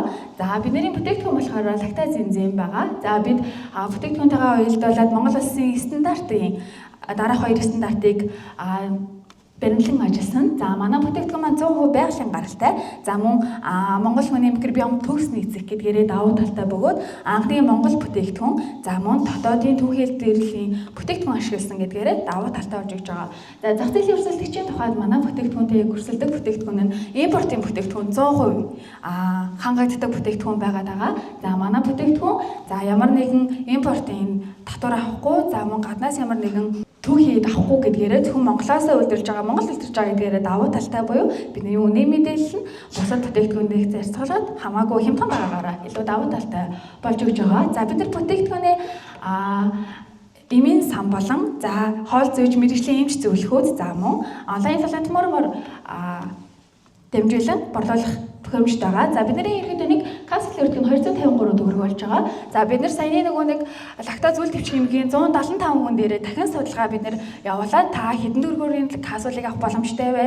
Та капсулыг ерөнхийдөө мэддэг үү? Хэдэн төгрөгтэй байвал та ерөнхийдөө хэрэглэх боломжтой вэ? Хэрэглэх үү гэсэн судалгааны үр дүнд ерөнхийдөө капсулын уртгийг боловсруулан гаргасан байгаа. За энэхүү ажиллагааны судалгааны үр дүнгээ бид нар морфолог физиологийн үйл ажиллагааг тодорхойлоход ерөнхийдөө лактоз задлах өндөр эвтэгтэй дороожууд байсан. За биомассыг шар сүнд хөрвүүлэхэд буюу энгийн зүйл хөрвүүлэхэд шар сүнд хөрвүүлэхэд хамаагүй өндөр үр өгөөжтэй байсан бөгөөд биобэлтмэл гаргаахад хөлдөө хатах оргон хамгийн цохимжтой байсан. За тэгээд мөн бидний бүтээгдэхүүн нь яг молекул биологийн төвчнөрөө лабораторийн Zana Apex дээр хяналтын лабораторийн шинжилгээнд давхар авардаж явсан бөгөөд одоо яг бүтээгдэхүүнийхээ шинжилгээг бас мөн хөндлөнгийн лабораториор хийгээд явж байгаа. За баярлалаа. Сайн бацхан уу, та бүхний өдрийн мэндийг хүргэе. Хэрэглээний шинжилгээ ухааны сургуулийн химийн инженерийн тагмын төгсөгч Мина байна. За миний судалгааны сэдв нь болохоор биокерамик мембран ашиглан усан плазмод металлал гэсэн сэдвээр нэгдсэн байгаа. За энэхүү ажлын үндэслэл нь дэлхийд дүүгээ Монгол оронд тулгамдаад байгаа томоохон асуудлуудын нэг нь усны бохирдол байгаа. За тэгээд Монгол орны усныг бохирдуулагч усны чанарт дараах хүчин зүйлсүүд нөлөөлж байгаа бөгөөд үүн дээр өрхийн хэрэглээнд ашиглагдаж байгаа зориултын бус хуванцар сав нь усыг хүн металлаар ус хадгалах хавцад хүн металл усгаа хоёр дахь бохирдлогмоо адил үүсгдэг байгаа. За эдгээр бохирдлуудыг уламжлалт болон орчин үеийн аргуудаар шийдвэрлэх боломжтой. Бидний хувьд болохоор мембран технологиг илүү хөгжүүлээ авч утсан байгаа. За мембран технологийн дотор нь полимер болон керамик мембран гэсэн хоёр төрөлд ангилан авч үздэг. За бид болохоор биокерамик мембран гаргаа авсан байгаа. Энэхүү гаргаа авсан бүтээгдэхүүний маань давуу тал гэх юм бол хаягдал түгийг долох малын гаралтай ясыг ашиглан нэмэн өртөг шингээсэн шинэ бүтээгдэхүүн гаргаж авч байгаагаараа шинэлэг байгаа. Мөн хослолсон шүүх механизм буюу пицэг болон химийн шүүх механизмтай мөн үйлдвэр дээр хэрэглэгддэг керамик мембрануудтай дүүц хүйц тийм ажлын гүйцэтгэлтэй бүтээгдэхүүн гаргаа авсан байгаа. За одоо судалгааны ажлын арга зүйг танилцуулъя. За энэхүү схемийн дагуу бид түүхий хэдэ боловсруулна. За түүхий хэдэ бэлтгэхийн тулд эхлээд бид хүрээ ясаа цуглуулад бохирдлыг нь чанад салгаад үүний дараа цуглуулж авсан ясаа 850 цэлд 3 цаг дулааны боловсруулалтын хийн. За тэгээд үүнийхэн дараа бутлаад нунтаглаад англин шигшсэн хэсгээ барьцалтуулагчтай тодорхой хэмжээгээр холин хэвлэн гаргаж авах байгаа. За тэгээд хэвлэж гаргаж авсан биетэй ялгаатай температуруудад шатаагаад керамик мембрана гаргаж авах байгаа. За мэдээж бид керамик мембрана ашиглан хүнд металлын шингээлтийг хийсэн байгаа. Тэрхүү голд харагдж байгаа багжийг ашиглан бид лабораторийн нөхцөлд хүнд металлын шингээлтийг хийж гүйцэтгэсэн байгаа. За одоо үр дүнгээ танилцуулъя.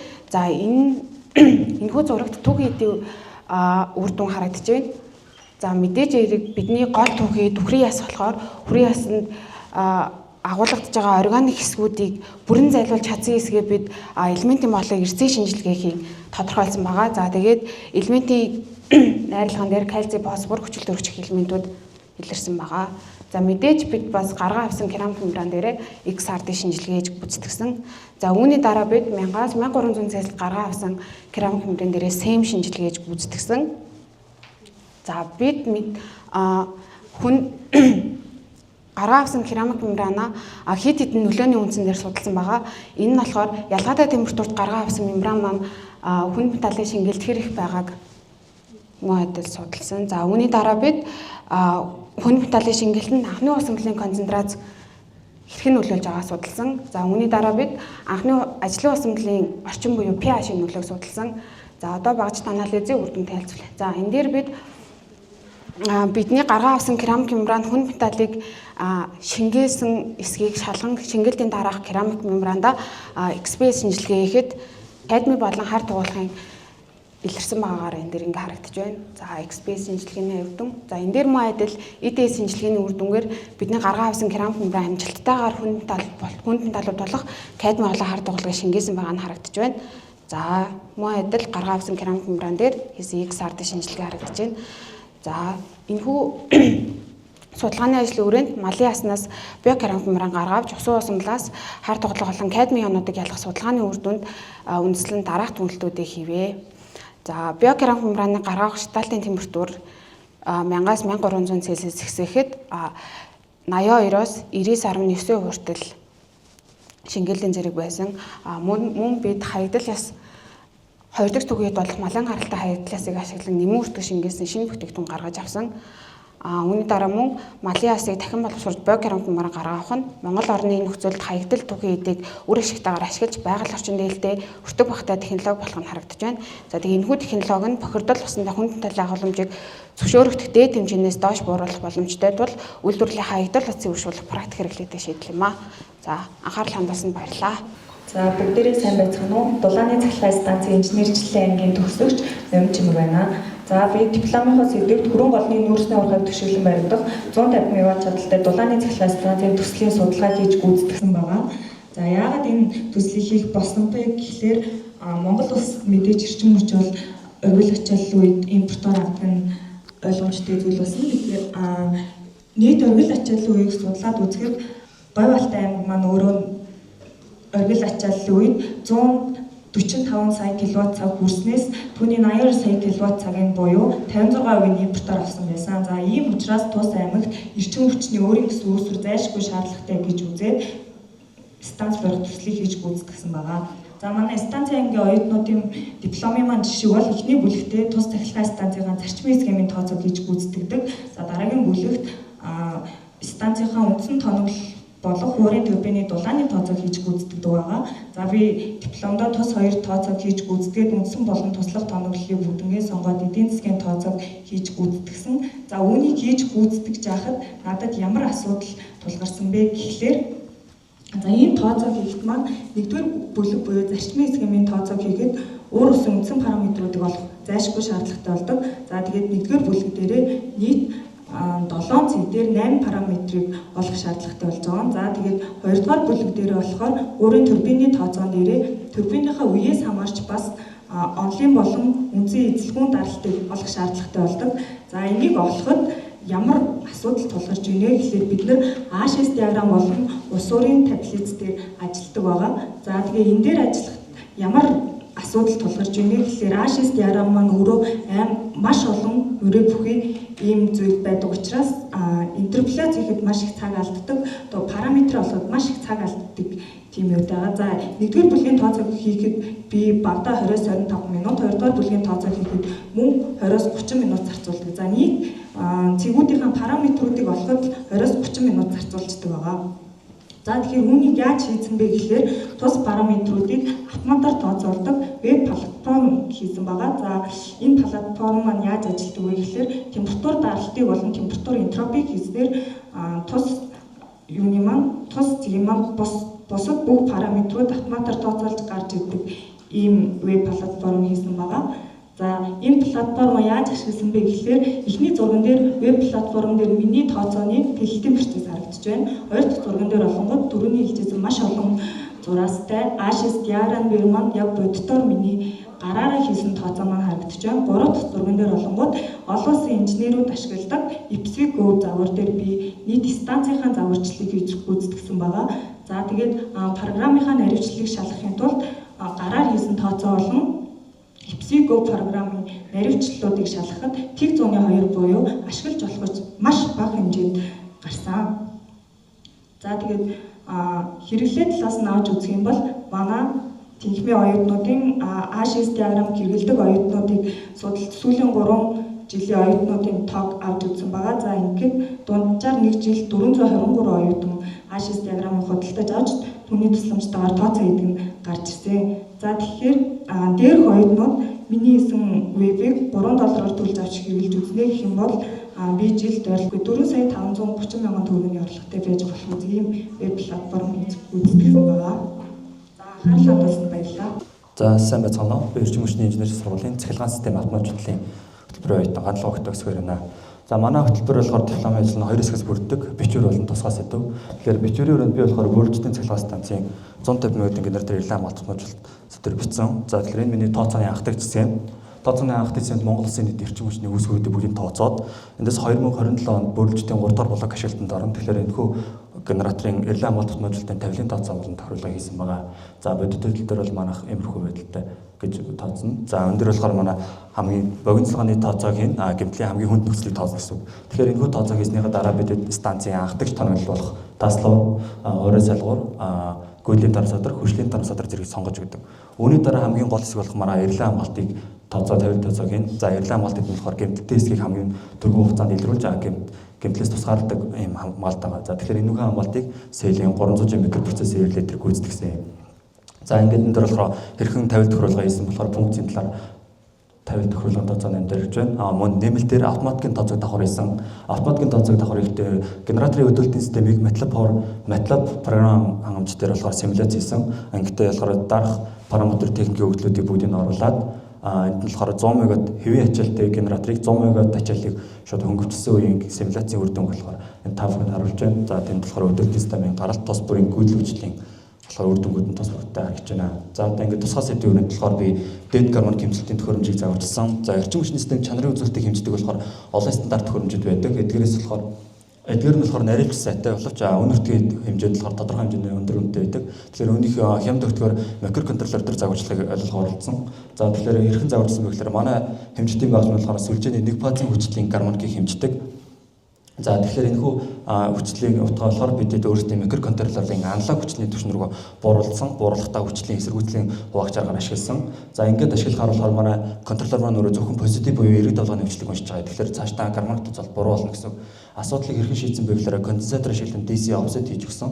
DC offset хийж өгснөөр тэнхлийг болохоор дээш нь зөөж өгнө гэсэн. Тэгэхээр бүтэн синусоид дэлгөөн буюу цааш тооцоолыг үнэн зөв гүйцэтгэхэд нэг алхам өртнө гэсэн. Тэгэхээр тэр графикт болохоор цэнхрээр offset хийсэн сигнал нь харагдаж байна. За үүний дараа болохоор манай offset хийж өгч буй конденсатор маань өөрөө шугам бус элемент давтамжаас хамааран өөрчлөгддөг. Тэгэхээр давтамжийн өөрчлөлтөнд өндөр давтамжийн өөрчлөлтөд манай конденсатор гаралтын амплитудад хэрхэн нөлөөллөгийн давхар судалсан. Судалгахдаа мегер стандартын төхөөрөмжөөр 50-аас 600 Гц хүртэл давтамжийг өөрчлөн гаралтын амплитуд утгыг судалсан. Судлаад тухайн юм дээр шугам тэг шиг харагдаж байгаа гэсэн скелтэй тодорхойлолоор харахаар хамгийн их зөрүү 192 буюу маш бага хувийн өөрчлөлтийн нөлөөллийг үзүүлж байгаа гэсэн. За тэгэхээр доод давтамж буюу cut-off frequency фильтр давтамжийг тодорхойлж үзсэн. Тодорхойлоход болохоор 50 Гц буюу 10 микрофарадын конденсатор байгаа гэсэн. Үүний дараа гадны орчны шугам буюу background noise-ийг давхар судалсан. Background noise-ийг судлахад сүлжээний үндсэн 200 вольтын 50 Гц давтамжтай сигналыг өгөөд үүнээсээ гадны орчны шугамыг тодорхойлоход 6.4 кГц байсан. Энэхүү давтамжийг болохоор гармоник руу шилжүүлэхээр 127 дугаар гармоник гарч байгаа. Энэхүү төхөөрөмжөөр би загварчлахдаа 25 дугаар гармоник хүртэл бүгдийг хэмжээр тохируулсан. Яагаад тэгэхээр стандарт төхөөрөмжөөр хэмжихээр 25-аас цааш ямар нэгэн байдлаар дээд гармоник илрээгүй гэсэн үг. Тэгэхээр бидний энэ орчны шуугиан 628 дугаар гармоникт бидний хэмжих төхөөрөмжөөс хэд өндөр байгаа учраас бидний хэмжилтэнд нөлөөлөл үзүүлэхгүй гэж үзээд үүнийг давхар логарифм скейлээр шалгахад 60 децибел буюу 6.4 ГГц байгаа гэдэг нь туршилтаар батлагдж байна гэсэн үг. За ингээд эрхүү контроллер дээр болохоор ямар дараалалтай яаж алгоритм кодоо бичсэн бэ гэдэг нь болохоор дараах элементээр бичсэн.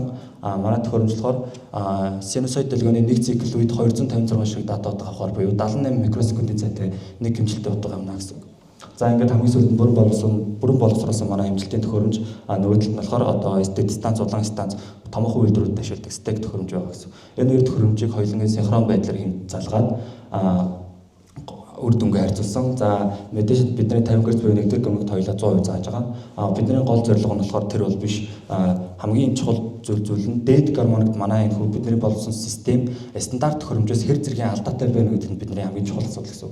Тэгэхээр энэ харьцуултыг хийхээр бидний хамгийн их зөрүү 0.14% буюу маш бага хувийн алдаатай байгаа нь болохоор цааш тэрлэнд нэвтрүүлэхэд ер нь бол туршилтаар бол бид ойролцоо бүрэн боломжтой байна гэж үзэж байгаа. Мөн стек төхөөрөмжөөс бидний төхөөрөмж нь юугаараа даваа талтай гэхээр манай контроллер өөрөө Wi-Fi модултай. Wi-Fi модулын ашиглаад Arduino-гийн cloud broker-оор ашиглаад хэмжээний төхөөрөмж серверээс HMI дэлгэх залуу remote OS утаснасаа давхар хянана гэсэн. Тэгэд хэрвээ Wi-Fi сүлжээ доголдсон тохиолдолд SD карт руу Excel файл бол задлана гэсэн. Тэгэхээр NKTD протоколоор Wi-Fi сүлжээнээс Arduino-гийн cloud broker хоёр дата утгуудаа хэмжүүлнэ гэсэн. За HMI дэлгэцээр бол дараах байдалтай харагддаг. Remote OS дээр болохоор iPhone утсан дээр дараах байдалтай харагдана гэсэн. Excel файлын хадгалагтаа болохоор хэмжилттэй утга бүх сондгой гармоник THD бүгдийг хэмжинэ гэсэн. За ингээд манай нийт хэмжилтийн төхөөрөмжийн эдийн засгийн тооцоо бүх элементийн тооцоо ойролцоогоор 100 мянган төгрөг, стек төхөөрөмжөөс ойролцоогоор 15 дахин хэм дотор зарчилсан гэсэн. За дөрөвт нь болохоор магадагч болон төрний бичвэр болон тусгай сэтийн хүрээнд эзэн ерөнхий дүгнэлт тусгай сэдэнд болохоор 15 дахин төхөөрөмж зарчилсан хүчлийн гармоник утга болон THD мөн бүх сондой гармоникуудыг бүгдийг хэмжинэ гэсэн. За тэгээд анхаарал хандуулсан та бүхэнд баярлалаа. За бид энэ хүү диплом ажлаараа эцэдээ шуурж будаг хэсэгчмөн хэсэг аппаратын зохион бүтээлтийг хийж үзүүлсэн байгаа. За бид дээрх одоо агуулга хүрээнд одоо энэ хүү илтгэлээ танилцуулнаа. За бидний зорилго гэвэл одоо Монгол орны одоо хараахан нэг хэрлээ нэвтрээгүй байгаа одоо Монгол орны газар зуул цаг уурын нөхцөлд ашиглах боломжтой 18 кг хүртэл жинтэй одоо эрэл хайгуулын зорилттой эцэдээ шуурж будаг хэсэгчмөн хэсэг аппаратыг зохион бүтээх тушнаа. За энэ бидний одоо хийж байгаа хэсэгчмөн хэсэг аппарат буюу одоо англиар VTOL гэдэг энэ болохоор одоо бусаад хэрэглэгт хөөрөлт болон буултыг одоо хийх чадвартай хэсэг аппарат. Одоо энэ болохоор мультиротор буюу одоо олон сенсором fixed wing буюу одоо далавч дроны одоо яг хосолсон одоо тийм одоо загвар гэсэн үг. Одоо энэ эдгээр хоёр дроныг бодвол одоо илүү урт зайд одоо өндөр үр ашигтай одоо нислэгийг хийх чадамж бүхий ийм дрон байгаа. За тухайн одоо шор 2500-ийн манад л одоо нийт тооцоо нь бол энд байна. Далавчны хувьд нь 2500 мм урттай, далавчны үгүй хувьд нь бол 420 мм урттай байхаар тооцсон байгаа. За энэ болохоор бидний одоо ажлын зураг маань харагдаж байна.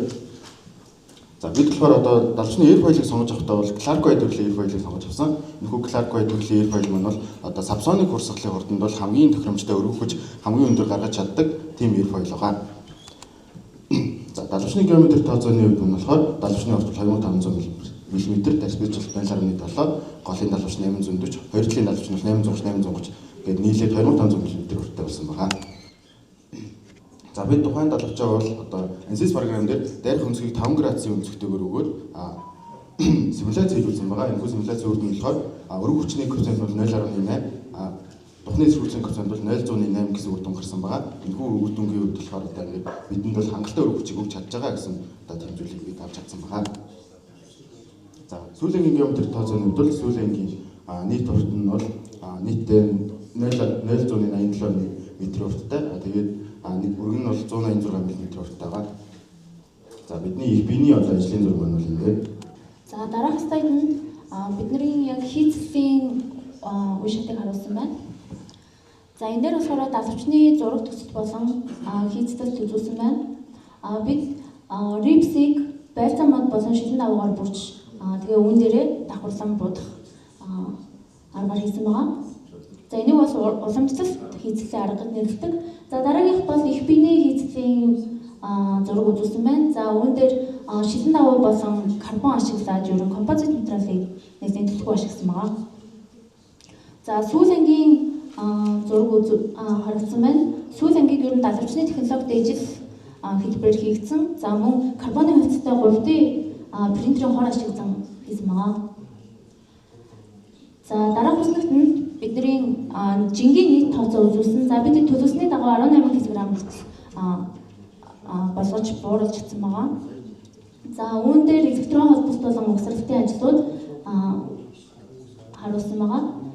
За бид нар сургуулийн орчинд туршилтын нислэг үзүүлсэн байгаа. Тийм учраас зөвхөн ховор нислэг буюу 4 сенсээр эц дээш хөрөв.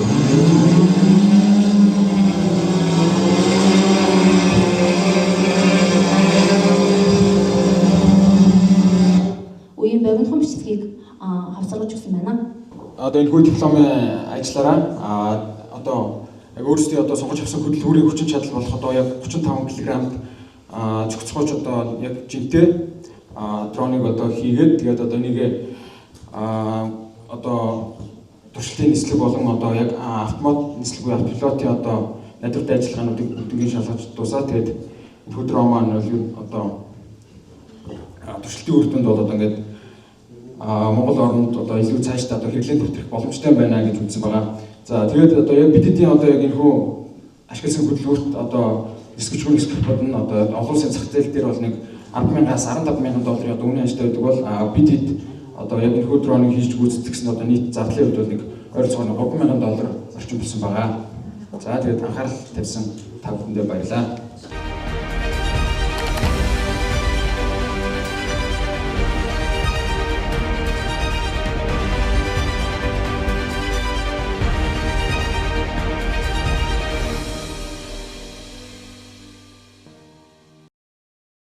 За юуны түрүүнд өнөөдөр шинжлэх ухааны технологийн сургуулийн хичээлийн жилийн 25-26 хичээлийн жилийн төгсөлтийн үйл ажиллагаанаас шалгарсан инженерийн шилдэг шийдэл өгөх дипломыг бид бүхэн өнөөдөр үзэж танилцжээ.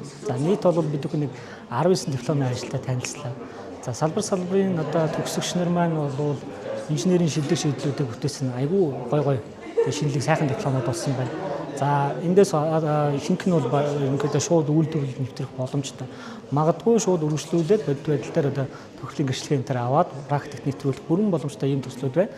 За энээс улбаалаад юу хэлэх гээд байна гэхээр нийт оюутнуудыг маань бол энэ төслийнхаа хэрэгжүүлж байгаа энэ одоо судалгааны ажил төслүүдийг цаашаа үргэлжлүүлээ дараагийн шатнд хөгжүүлэлтээ хийгээд орхихгүйгээр ингээ явбал магадгүй энэ шинжлэх ухааны технологид суурилсан инновац суурилсан энэ одоо сургуулийн маань нэр нүрийг гаргасан энэ сайхан төслүүд маань илүү хүчийг аваад одоо магадгүй Монгол улсын хөгжил цэцэглэл нь үнэтэй хувь нэмэр болох боломжтой ийм төслүүд байна гэж хувьдаа харж байна. Энэ дэр нэмээд хэлэхэд болвол манайд өнөөдөр бол шинжлэх ухааны технологийн их сургуулийн бүрэлдэхүүн сургуулиудын хөтөлбөр тус бүрийн шилдэгүүд энд цугласан байна. Тэрнээс тодорхой хэсгүүд. Тэгэхээр зарим нэг нь бол арай онцлог байна. Жишээ нь зарим нь инженерийн шилдэг шийдлүүд байна. Жишээ нь хамгийн одоо шилүү үеийн инновац шингэсэн сонгосны буудлуудын төлөвлөлтийг байх юм бодит байдлаар макетер хийдсэн. За манай улсын хамгийн одоо чухал эдийн засгийн чухал зүйл бол одоо мэдээж хэрэг нөгөө аялал жуулчлалыг татах чиглэлд хийгдсэн энэ автозамын төлөвлөлт энэ чиглэлийн ажлууд маань бас шинэлэг байсан. За манай Монгол орны нөхцөлд бол энэ нөгөө барилга байгууламжийг төлөвлөхдөө бол хамгийн хүндрэлтэй асуудал бол энэ газар хөдлөлтийн асуудал байдаг. Тэгэхээр газар хөдлөлтийн асуудлыг бодит хэмжилтэн дээр хэмжилтийн үр дүн дээр суйрлаад бодит байдал дээр энэ тухайн бүс нутагт ийм хэмжээний барилгуудыг ингэж хүчтэйгээд ингэж барих юм бол илүү бодит байдал дээр одоо эрсдэлгүй нөгөө худалдаа авагч маань илүү сэтгэл хангамжтай байх талаас нь оюутнууд маань хийж хэрэгжүүлсэний төстэй танилцуулсан магадгүй маш шинэлэг ийм сайхан ажлууд байна. За бас энэ дээр би бус нэмж хэлэх нэг зүйл байсан нь сүүлийн жилүүдэд унтны устай холбогдлоо аюулгүй байдлын асуудал нэлээд яригдах болсон. За тэр дундаа бол энэ усан дагуулгадж байгаа хүн металл элементүүдийг хэрхэн цэвэрлэх чиглэл. Миний тодорхой судалгааны ажлаар бас энэ чиглэл явж ирсэн. Тэгэхээр энэ зүйлийг маань одоо хэрхэн шийдэх талаар бол энэ дөнгөж сая миний ард байсан оюутан маань бол одоо усан дагуулгадж байгаа хүн металл элементийг хэрхэн шүүх вэ? Энэ чиглэл суурилсан мембран шүүлтүүрийг гаргаж авсан төслөө танилцуулсан маш шинэлэг ийм гоё зүйл байлаа. Магадгүй энэ зүйл маань одоо хэрэгжээд бодит байдлаар хэрэгжээд явах юм бол энэ усан дээр үүсэж байгаа эрсдлүүдийг аюулгүй байдлын асуудлуудыг бол бид бүхэн оюутнуудынхаа төслийн тусламжтайгаар ингээд шийдэх боломж байна. Одоо энэнийг болвол одоо бид бүхэн одоо цаашаа хөгжүүлж авч явах хэрэгтэй манай оюутнууд маань. За тэгээд мэдээж хэрэг оюутнуудаа бол цаашаа сурвалж судалгааны ажил дээр одоо илүү зүтгэлтэй ажиллаж сургуультайгаа илүү хамтран ажиллаж магадгүй энийгээ бид бүхэн стартап компани болгоод хөгжүүлээд одоо тийм нэм өртөгчдөд шингэсэн бүтээгдэхүүн үйлдвэрлээд эдийн засгт эерэг өөрчлөлтийг авчрах боломжууд бас энд байна гэдэг харагдаж байна. Энд бол зөндөө олон төгсгөл байгаа нь бол маш сайхан байна. Төдийсийн бакалавр зэрэгтэй оюутнуудын дипломын шилдэг бүтээлүүдийг өнөөдөр одоо уралдуулж, өрсөлдүүлж танилцж байна.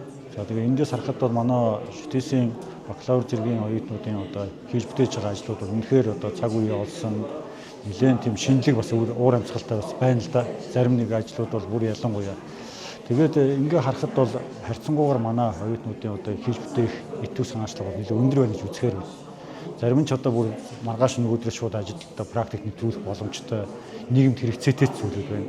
Тэгээд эндээс ухаалах юм бол одоо тэр анхны тусламж үзүүлдэг AI-тай програмын юм байна тий. За бүн одоо манай сургуулийн дотоод уур амьсгалд бас хэрэгтэй оюутны бэкери байж байна. Гэх мэтчлэнгийн ийм бүтээч ажлууд яг өнөөдрийн одоо тулгымцсан асуудлуудаа хөл нийцүүлж чадсан ийм ажлууд байна гэж дүгнэж байна.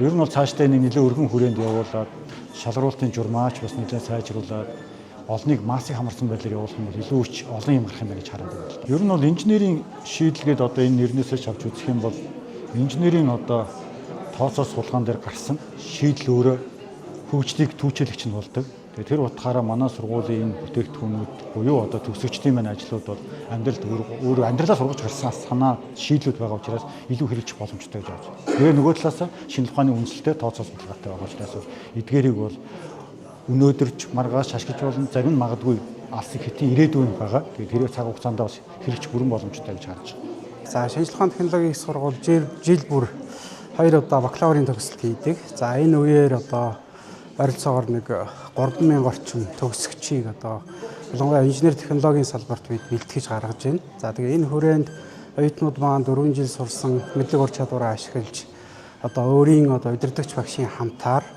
тодорхой инженерийн шийдлүүд гаргаж асуудал шийдсэн ийм төслүүдийг гүйцэтгэдэг. За тэгээд бид нэр 2 жилийн өмнөөс одоо энэ төгсөгчдийнхээ төслийн ажлуудыг бас шалгаруулж боломжтой ажлыг цаашид одоо нийгэм зах зээлд бас бүтээл болгож шилжүүлэх эсвэл одоо дараагийн шатны үргэлжлүүлсэн одоо онлайн судалгаа байдлаар үргэлжлүүлж хийх гэдэг юм ийм зорилго тавьж одоо оюутнуудынхаа дунд бүтээлийн төслийн уралдаан зохион байгуулдаг. За энэ хичээлийн жилийн хувьд хаврын үйлрэлд бид нэр 2100 гаруй бакалавр оюутан төгсөж байна. За эдгээрээс одоо шилдэг гэж үзсэн нийт одоо бүрэлдэхүүн салбар сургуулиас шалгарч ирсэн 19 судалгааны ажлыг өнөөдөр одоо хэлэлцэж энэ дундаасаа шилдэг ажлуудаа тодруулж за тэгээ шилдэгүүдээ бид бас төгсөлтийн баярын үеэр шалгаруулж шагнал урамшуулалаар олгодог ийм одоо уламжлалтай болж байгаамаа.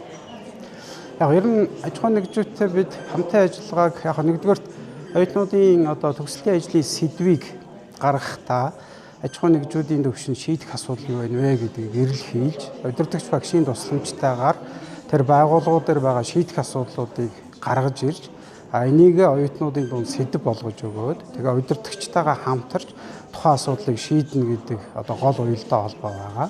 Нөгөө талд бол мэдээж онлайн судалгаа талаас нь харах юм бол манай одоо профессор багш нар маань бас олон улсын төвшөнд үнэлэгдэх өгүүлэл илтгэл судалгааны ажил бүтээж байгаа. Тэгээ энэ хүрээндээ бас өөрийнхөө бүтээл дотор бакалаврын төвшөнд ямар ажлын шийдээд цаашаа бас олон улсын төвшөнд үнэлэгдэх одоо өгүүлэл болгож болох бай гэдэг дээр уялдаа холбоо гаргаж ажилладаг. Ийм ерөнхий хоёр чиглэлийг бид бас барьж ажиллаж байгаа л гэсэн үг байна. За өнөөдөр шинжлэх ухааны технологийн их сургуулийн оюутнуудын шилдэг диплом шалгаруулах арга хэмжээнд оролцлоо.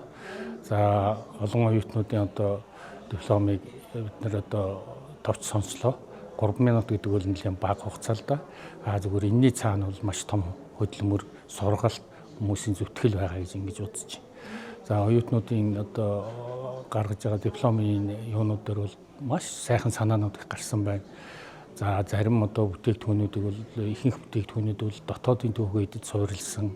За энийг ашиглах талаар, мөн эрүүл мэндийн талаар, шинжлэх ухааны технологийн талаар ер нь олон хөөрхөн бүтээлүүд шингэсэн юм зөв сайхан санаанууд гарсан байна гэж ингэж бодож байна. Жишээ нь одоо манай Монголд энэ ясыг бол одоо боловсруулад тэргээрээ одоо ус цэвэрлэх, фильтр хийх, ус шүүлтүр хийх одоо ийм төсөл байна. Энэ бол их хөөрхөн санаа.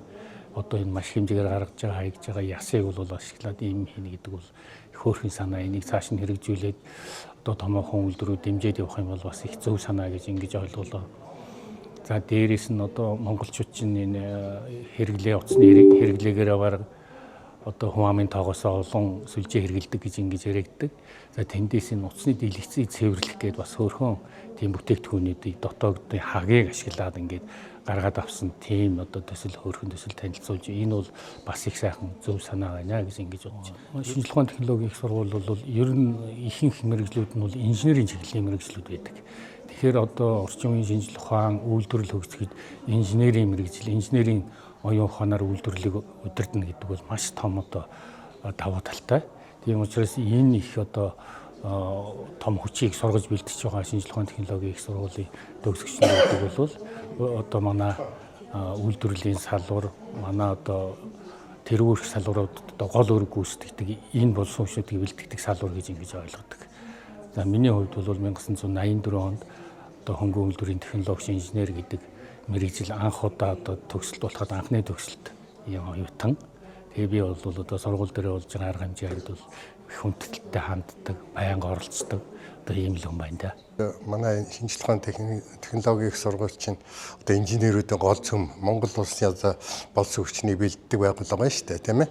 За тэгээ энэ дээрс чи одоо их сайхан эрдэмтэн багш нар энэ шавнар тэгээ сайхан шавнар нь одоо тайлан бэлтгэл тавьж байгаа их сайхан санагч юм л да.